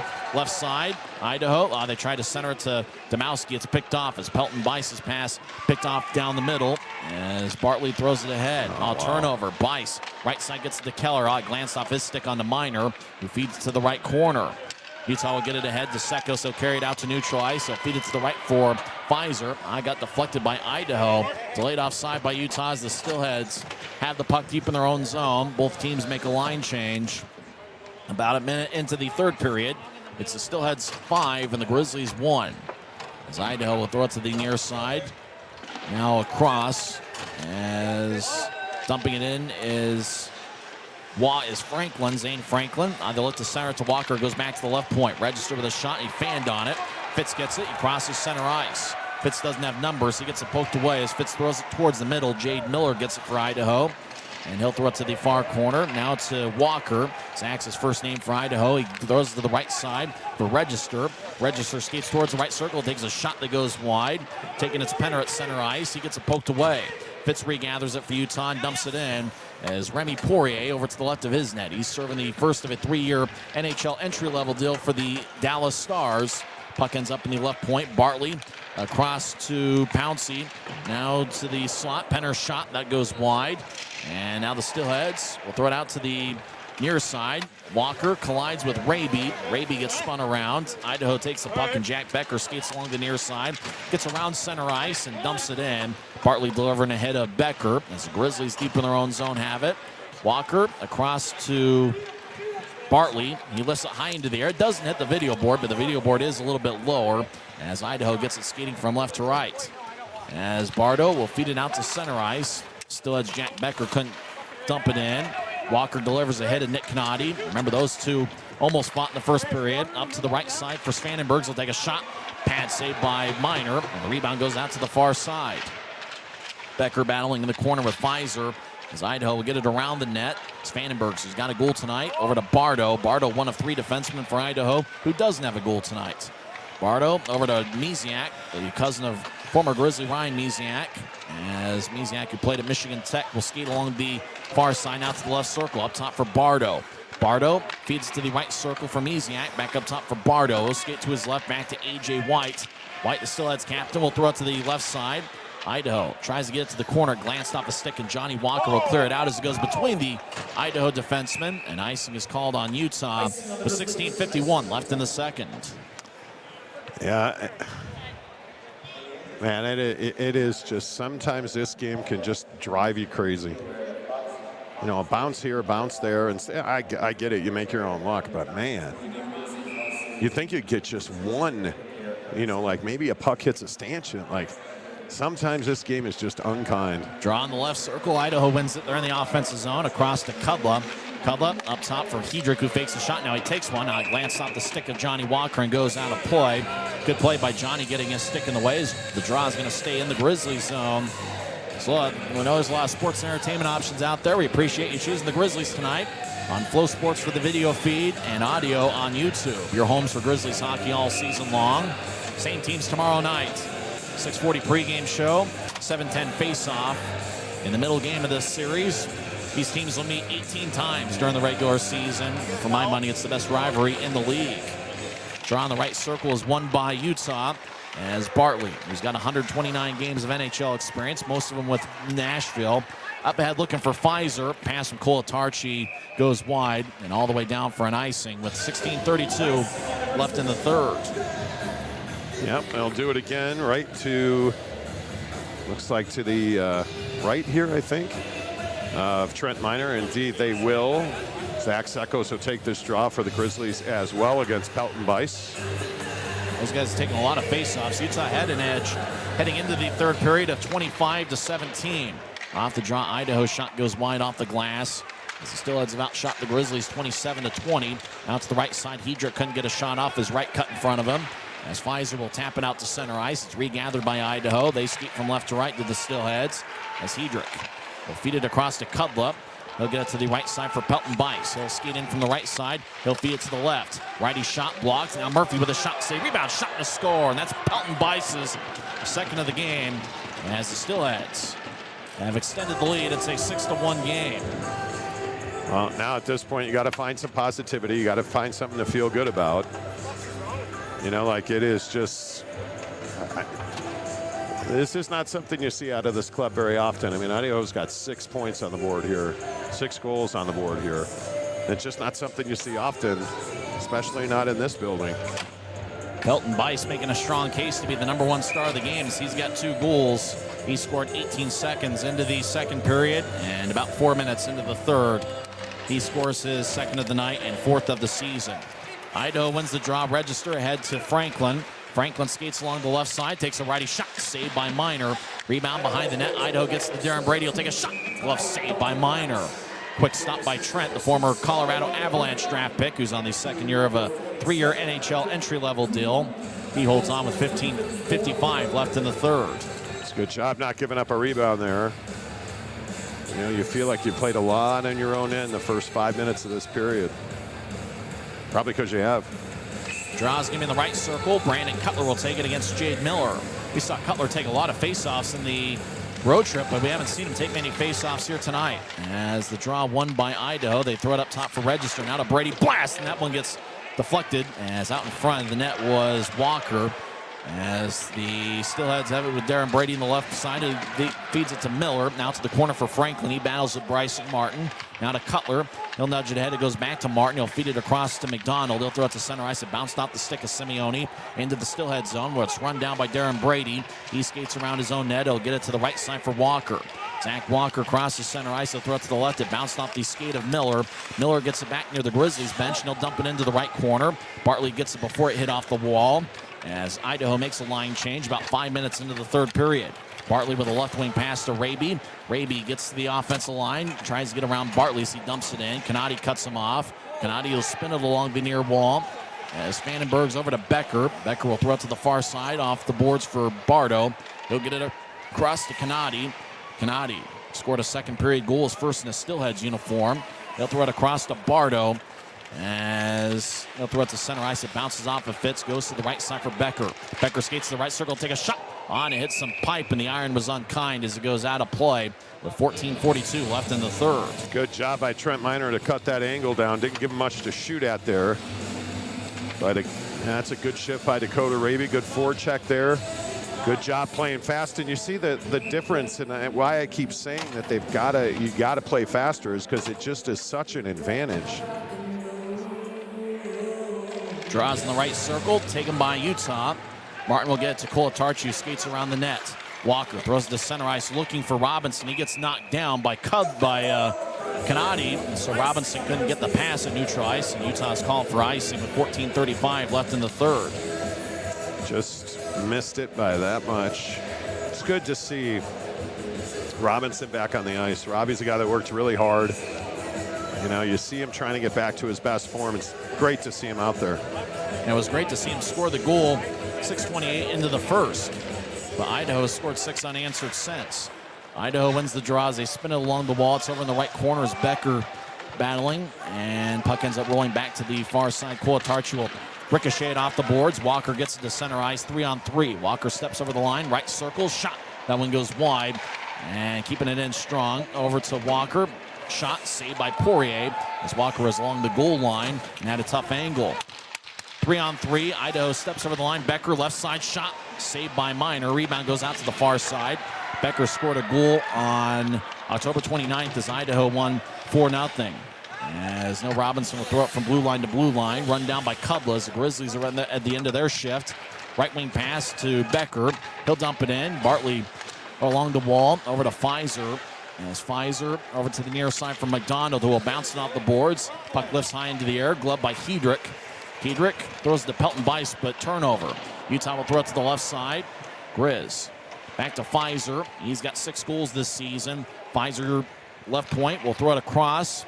McDonald, the Grizzlies captain, will get it across to Bartley as he bounces off the near boards. Bartley back to McDonald on the right side, up top for Bartley, who skates the high slot. Now back to McDonald in the right point. Connor will fire a shot. Got redirected off of Sekos and on to Hedrick as the Steelheads 2-on-3 cross center ice. They bounce off the skate of Pfizer. Now Hedrick re-enters 3-on-3. He gets around Pfizer, now around the net. Hedrick's on the right side, wearing number 7. They'll throw it across to Murphy. Murphy with a righty blast, saved by Minor. Rebound to the right side. Centering pass, Hedrick shot, saved by Minor. And Trent holds on with 12:53 left in the third. Excellent rebound control there. Much better shifts there, but still with 12:53 to go here, you're down 6-1. We'll be back in 1 minute on the Grizzlies Hockey Network. If you're out driving and something happens to your car, truck, or even wheelchair, and you end up stuck at a rail crossing, it's going to be okay. Don't panic. Here's what you do. Get out if you can, and look for this blue sign on the metal pole. Call the number on the blue sign, and when they answer, tell them the crossing number. The number is right here. This tells them the exact location of the crossing. This is the fastest way to get trains stopped before coming through the crossing. Look for the blue. It helps you. I live for my next goal. Whether it's another pick six or another step forward in life, I wouldn't be who I am without the drive to reach it. And I wouldn't be where I am without my team. Everyone on and off the field who supports me and believes in my dreams as much as I do. Whatever your goals are, surround yourself with people who are going to help you reach toward them. Like my friends at America First, and see where life takes you.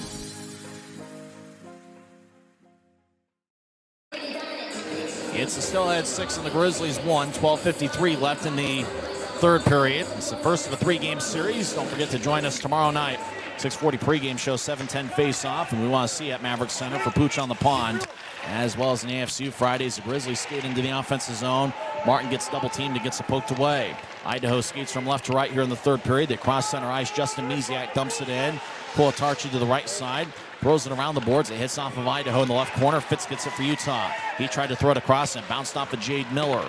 And as the Steelheads long-range pass, Misiak couldn't reach for it. As now Misiak gets it as Kulitarchi over in the corner had to bounce off his stick. Misiak gets double-teamed in the corner. Utah takes the puck as Raby along the near side has it. They'll throw it across to Martin. Bryson back at the Utah blue line. Feeds a blue line to blue line pass, but it was behind Dakota Raby. No icing on the play. Martin was looking at it for a while, thinking that icing would be called, but we play on. Bartley along the near side will throw it back into his own zone for McDonald. Pass ahead to Cameron Strong. Strong skates to the right side, stops in the corner and blows a tire as Register couldn't clear it out. Walker on the right side got back checked and got it poked away as Zach Walker will bounce it off the far glass, and it goes all the way down towards Trent Minor past the goal line and icing on the Steelheads. 11:45 left in the third. Yeah, I mean, I don't know. Is this a game you can just write off? Is this a game you forget? Well, I think because you play tomorrow night, and it's probably a good thing you play tomorrow night, you just say, hey, forget this one. You got to move on to tomorrow because you don't want a game like tonight, and obviously the Grizzlies are a good team, but they may fall to 6-5 on the season. You don't want to let this thing snowball, especially against a good team like Idaho. You want to forget about it and come back tomorrow with a renewed spirit. Yeah, well, I guess you find yourself after this one 5 points off the top of the mountain. As the draw won by Idaho, they throw it between the Grizzlies defensemen. Zane Franklin skating to the corner. McDonald chasing after it. Franklin throws it from one corner to the other. Bartley gathers it. All turnover. Right shot saved by Minor. As it goes back to Walker. He gets back checked by Pfizer. Now it goes to Zach Sekos. He'll nudge it ahead to Pfizer. Pfizer in the offensive zone, but Idaho poked it away. A.J. White turns it over. Sekos on the right side. He's a great skater. He'll throw it to the left side for Bartley. Bartley, I tried to feather it out in front. It bounced off a Steelhead. As Bartley falls down, no penalty on the play as Idaho crosses center ice, 3-on-3. Franklin dumps it in, and it looked like Cam Wright and Hedrick were back in the Steelhead zone looking to mix it up. Actually, it was Kanadi for the second time tonight. Yeah. Canati, not a very big guy, but he'll get in there as Pfizer crosses center ice and dumps it in. Poirier behind his net as we got a helmet laying on the Steelhead zone, and I think it's Cam Wright's helmet. As Idaho, with time on their side, just stands behind Remy Poirier. 10:40 left in the third, as Canati will feed it over to the left side, passes wide of the mark. Robinson ahead towards Cutler. Brandon will dump it in. Robinson chases after it. Bardo rolls it around. Dawson's his first name. And now the Steelheads, Jack Becker crosses center ice. They'll throw it to the right side for Misiak. Misiak back to Becker. Becker on the right side will take a shot, and it goes high off the glass. Rolls along the far boards. Idaho couldn't dump it in deeper as it goes out to center ice. Robinson drops it out for Cutler. Back to Robinson over to Colatarchi. Joey with a shot. Saved by Poirier. Rebound. Joey just shot it wide. Well, he had a second look there, but just shot it wide. As Idaho skates along the right side. Becker double teamed. He'll take a shot. Saved by Miner in the butterfly position. As Hedrick along the near wall. And the Grizzlies trying to clear it out. Great shift by Colatarchi. Puck goes past him, rolling around the boards. Over to the far side. Domowski gets it. He's been quiet tonight. Domowski around the boards over to the right side. He throws up top to Hedrick. Across to Register. Back to Hedrick. Slot shot blocked. Cutler will dump it in and chase after it on the right side. Cutler gets thrown down by Pelton Bice. The officials want the fans in the stands want a penalty, none to be had. Right side Fitz shot goes wide. Bartley along the left wing board spins it around as Domowski will clear it out to center ice. Utah will run after it. Kyle Pouncey, wearing number 23, gets it. Pouncey around the net. 9-10 and counting left in the third. And Idaho leads 6-1. Unorthodox scoring from them. 3 goals by defenseman. Domowski's quiet, and so is Colton Keller. Keller's got 3 assists, though, but he's got 6 goals so far this season. Brady around the boards as Idaho will lift it over the head of everybody, including Pouncey. Rolls to Trent Miner, and it ended up in the crease, so Trent had to stop it. Play continues. Bartley to the left side, crosses center ice. He'll dump it in. As it rolls around the boards, Register and Pfizer in the right corner. Pfizer tried to throw it to Cam Wright, but Wright couldn't handle it. Now Idaho crosses center ice. As Zane Franklin skates towards the right side. He gets checked to the boards by Wright. And he goes back towards the right corner. Sekos over to Pfizer. Glanced off his stick onto Zach Walker. Brady over to Franklin. Back to Walker. Goes past Franklin. Big time hit by Bartley in the corner. Brady with a shot. It's blocked about 10 feet in front of Miner. Now it's a center ice taken back by Brady, who will backpedal into his own zone. Outlet pass to Franklin. Over to Miller. Miller gets hit by Wright.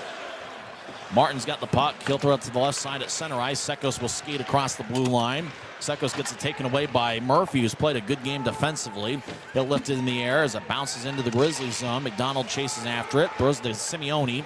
Christian around his own net. His first game this season. He's got an assist tonight.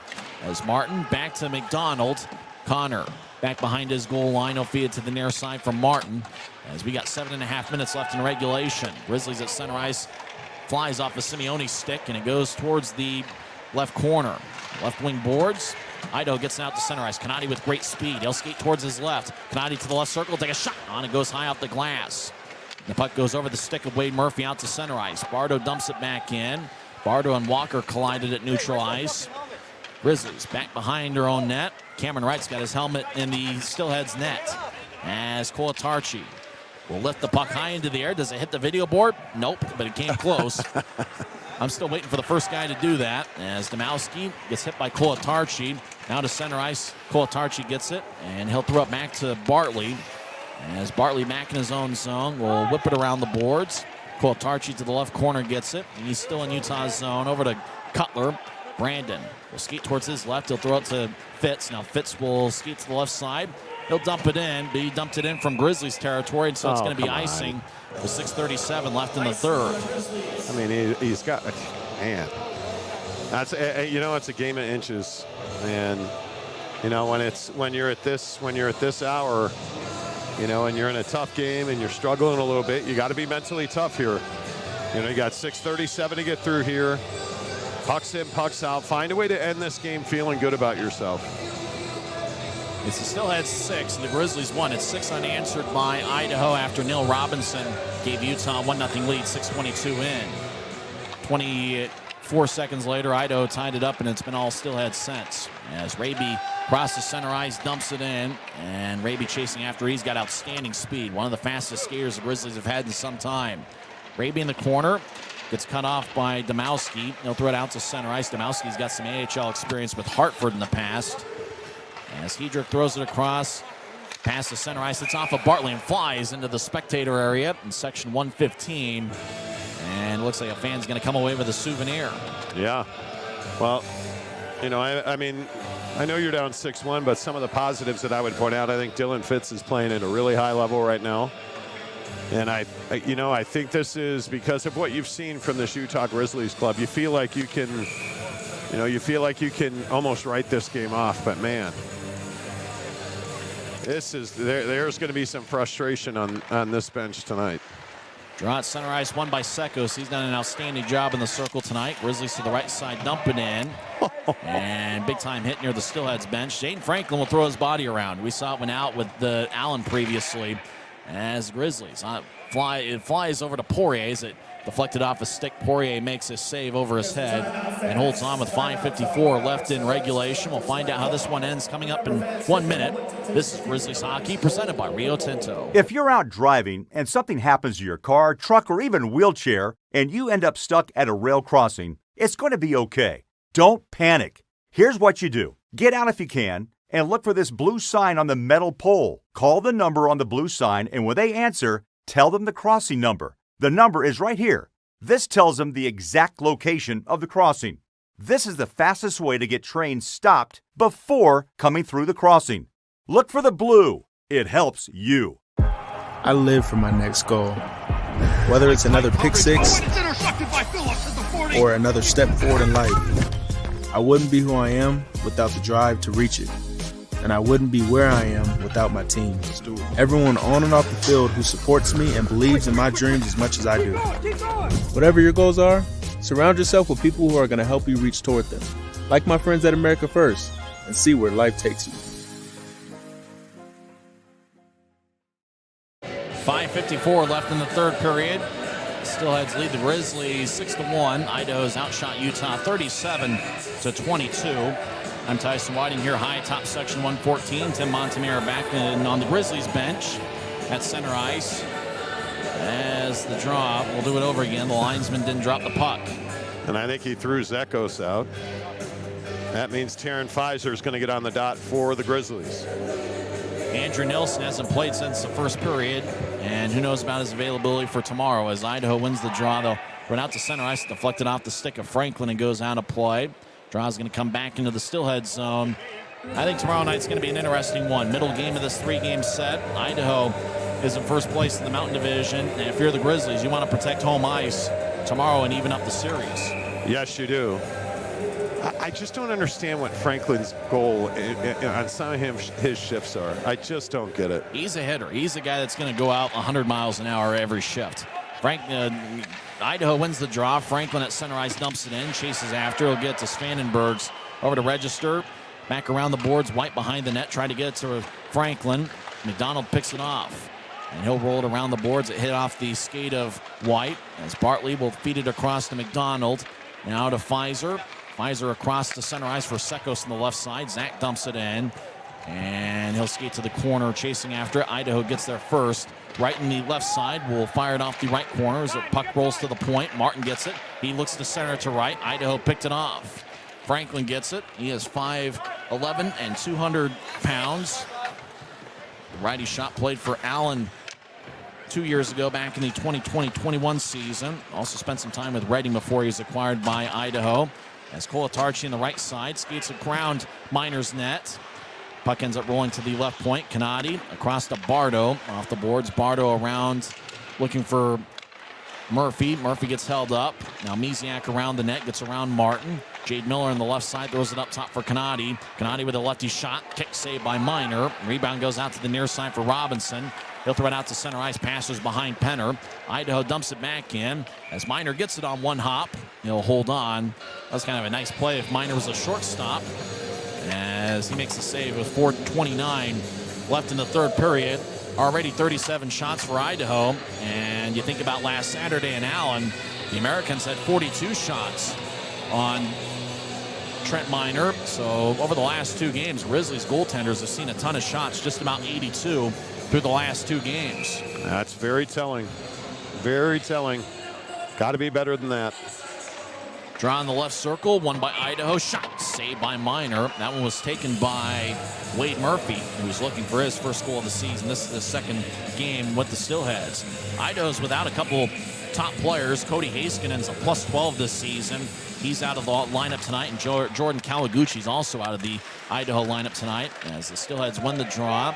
Over along the far side, Canadi spins it around to Miller. Miller on the right side, centers it. Murphy shot blocked. Now Murphy gets it back. Shot. That one goes wide. McDonald was the one that blocked the shot. He got up, but slowly.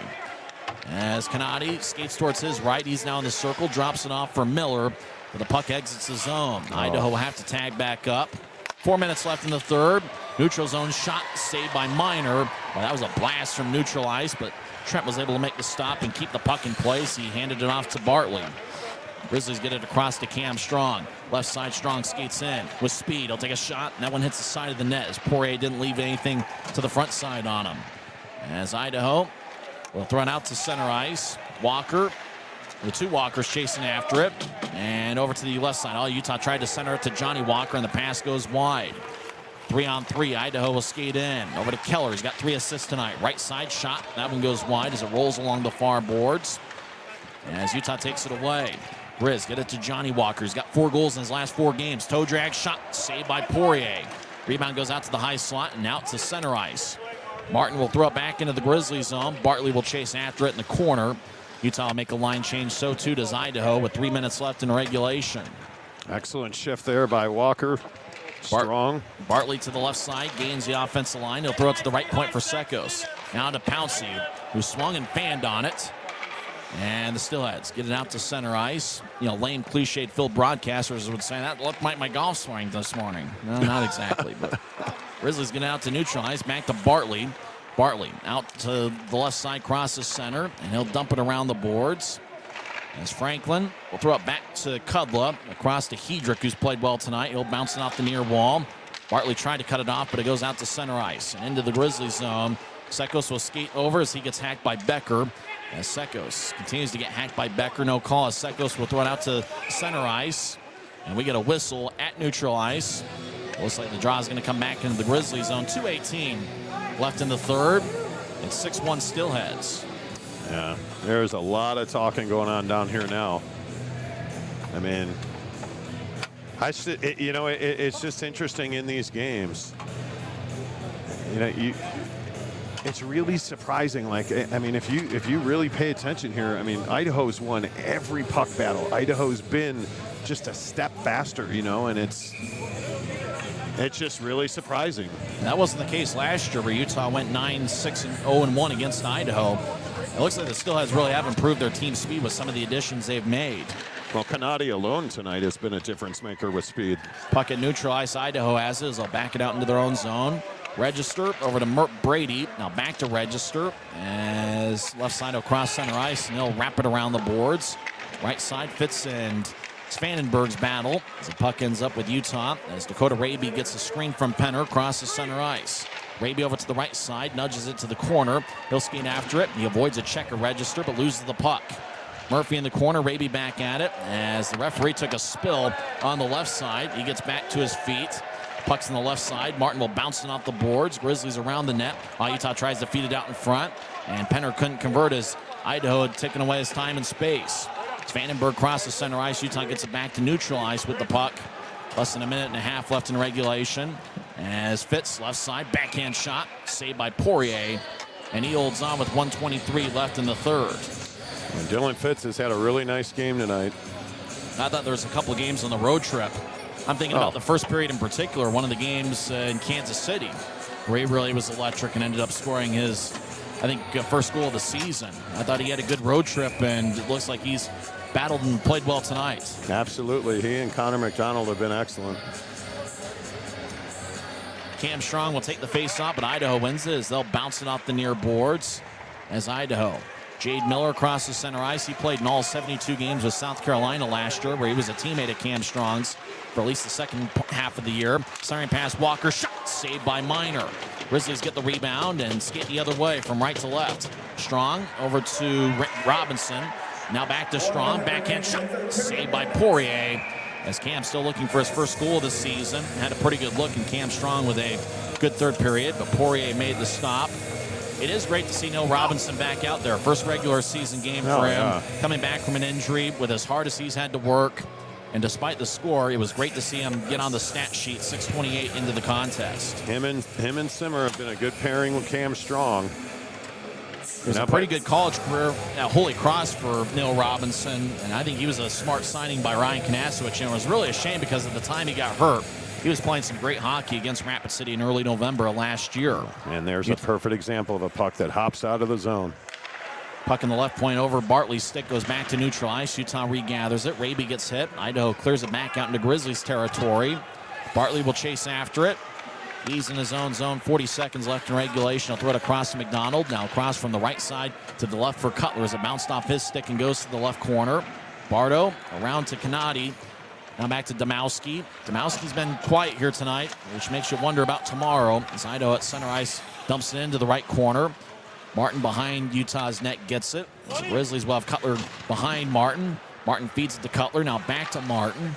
15 seconds left. As Bryson Martin out to neutral ice, his pass is picked off. Colton Keller, who's got 3 assists tonight, gets poked away by Martin. Now Keller will throw it back to Hedrick. 5 seconds left. Idaho back in their own zone, and they can start to celebrate 2 standings points. As time runs out on the Grizzlies, Neil Robinson scored 6:28 into the contest. Idaho tied it up 24 seconds later, and it was all she wrote as Idaho was 6 unanswered, starting with the goal, 6:52 into the contest. And Idaho outshot Utah 40-25, and they come away with the 2 standings points as the Steelheads are now 2-1 against the Grizzlies this year. They have outscored Utah 10-1 over the last 2 head-to-head meetings. First home game in 26 days for the Grizzlies, but it was a tough one as Idaho wins 6-1. You know, the other thing I think is interesting is where has this club been? You know, the Utah Grizzlies were in Missouri and Texas, and now you come home and you're trying to reacclimate to altitude and, you know, just a heck of a lot less air to breathe. And this team looked a little slow tonight. Let's be honest, Tyson. If we're talking about, you know, what really happened here, this looked like a team that was just a step slow. And Idaho looked like a team that was ready to rock and roll tonight. And the Steelheads won every close puck. The Steelheads, kept pucks in. The Grizzlies did not. And it just looked like the Grizzlies were a step behind Idaho all night long. Chuck a puck here at Maverik Center after the game as the fans have headed for the exits. Tomorrow night's going to be interesting as Utah tries to even up the series. And we'll see about the availability of Andrew Nielsen. We didn't see him in the final 2 periods, as somewhere in the first period he must have left and he didn't return, and so the Grizzlies were going with 5 defensemen. I imagine if he can't play, it's possible maybe Jordan Stone will enter the lineup for Utah. But you think about Sekos, he won a lot of faceoffs but was otherwise quiet. Tough thing to see 2 good players, Taryn Pfizer and Victor Bartley, reaching -4 tonight. Brandon Cutler was a -3. That means that Cutler, so far in 9 games this season, is a -11. Ouch. Yeah, that is not ideal, I can tell you that. It is, and Cutler will find his way. Don't forget that he was a late signing, so he did not go through camp with the Grizzlies, so he's going to have to find his way, and he will. But you and I both know that, the morning skate tomorrow is no longer optional. This is one of those games that it's a tester game early in the season. We haven't even gotten to Thanksgiving yet, but you just got beat 6-1 on your own ice, and that's a real problem. With the victory, Idaho goes to 8-2-0-1 on the season. The Grizzlies fall to 6-5. Utah is 1-2 here in the friendly confines. Idaho's been a good road team this season after really struggling away from their home last year. They only won 11 road games last season, and they are 4-1-0-1 on the road. It looked like it was starting out promising for Utah. They scored first. Let's recap the scoring. Neil Robinson got his first of the year and first since November of 2021. It was great to see him play for the first time this season. Kyle Pouncey and Christian Simeone with the assist. Simeone playing for the first time this year. And for Kyle Pouncey, he picked up his first point of the season, and this is his 7th game. And then 24 seconds later, A.J. White was on the right side near the board, centered it to Svanenbergs. And Jonas Svanenbergs put it away for his 2nd of the year. He had a pretty good preseason against Utah, and that tied it up. Idaho got on a power play after Zach Sekos got called for delay of game, 10:56 in. Owen Hedrick lit the lamp as he made a nice shot on Garrett Metcalf. 11:36 into the first was the time of goal. Ty Pelton-Bice and Colton Keller with the assists. And then Idaho made it a 3-1 game as it looked like the puck bounced off of Metcalf twice, and then Patrick Kudla on the right side put it away for his 3rd of the year. Keller and A.J. White with the assists. White had 2 assists tonight. Both of them came in the first period. Colton Keller had 2 first-period assists and had 3 for the game. And at that point, 14:20 in, Idaho led 3-1. Garrett Metcalf stopped 13 of 16. He was pulled from the game. Trent Miner replaced him. Trent stopped 22 of 25 in the final 45 minutes of play. Idaho led 3-1 after one period. They outshot the Grizzlies 17-7. Or 17-11 in the first period. Oh, and then you thought about the first few minutes of the second period. Can you build a little bit of momentum? Well, Idaho scored 18 seconds into the second period. Ty Pelton-Bice lit the lamp for the 3rd time this year. Murphy and Justin Misiak with the assists, and that made it a 4-1 game. Then Idaho extended the lead 13:05 into the second. Nick Canati with his first of the year and first of this league. He scored 3 goals last year with Finland. Colton Keller with his 3rd assist of the game. That made it a 5-1 contest, 13:05 in. It was 5-1 after 2 periods of play. Idaho outshot Utah 9-8 in the second period. The only goal scored by either side in the third, it was Ty Pelton-Bice's 2nd of the game, his 4th of the season. Murphy and Kudla with the assist. So Murphy had an assist in both of Pelton-Bice's goals, and Patrick Kudla had a pretty good game. He ended up with 1 goal and 1 assist. He's one of the 3 stars. We'll get to that here shortly. Idaho led 6-1 and cruised to a victory. Steelheads went 1 for 2 on the power play. Utah went 0 for 2. Idaho this season 37 for 39 on the penalty kill to start the year. Grizzlies power play had 9 goals over their last 4 games, but went 0 for 2 tonight. And from the Grizzlies' perspective, you hope tomorrow's a different story. And there was no penalties in the 3rd period. And I think for Utah, you got to come out and win that battle to the puck. You know, you got to beat you're going to beat Idaho to the punch, both literally and figuratively, to even up this series. Well, there's no hope, right? We don't hope. And I think what you have to do here is, if you are the Utah Grizzlies, you have to come out here and you have to show us what kind of pride you have. You know, like what does it mean? If you're a Utah Grizzly, what does it mean to lose to the Idaho Steelheads 6-1? Like, that's the thing that you have to consider, because this is no small thing. And if I have been around this club at all long enough to know, you don't lose 6-1 at home. You don't lose 6-1 on the road. That's just not good enough. And I guarantee you, what they are talking about is the effort's not good enough. The want to, the try hard. We just weren't good enough tonight. And I think that's going to be the message. Obviously, I'm not a coach. I'm a broadcaster and a talk show host for a reason.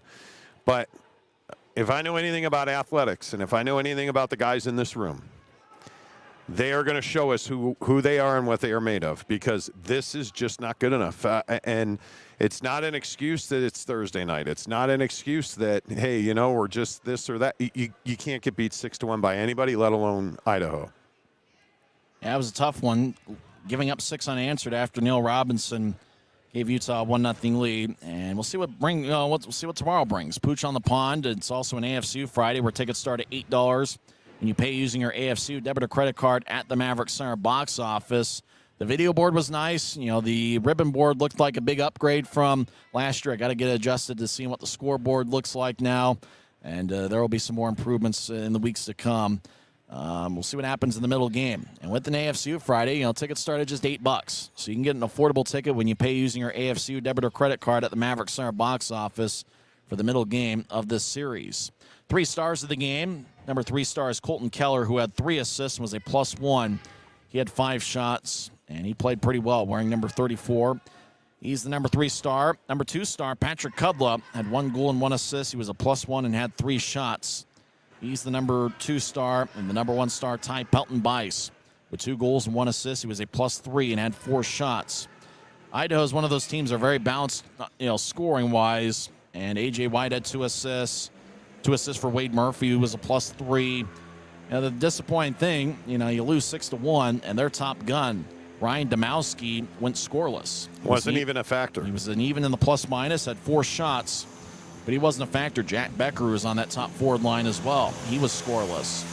Matt Register, he was a +2, but he was left scoreless as well. And Zach Walker, who's usually giving the Grizzlies fits, he was scoreless as well. But everybody else for Idaho seemed to contribute. And tomorrow's a different day, and really, I think the big thing, Idaho's the type of team, it wasn't their top line tonight. It was their second and third line guys that got the job done. So for Utah, it's going to have to be a team effort if you want to come away with 2 points against what really is a deep Steelheads lineup.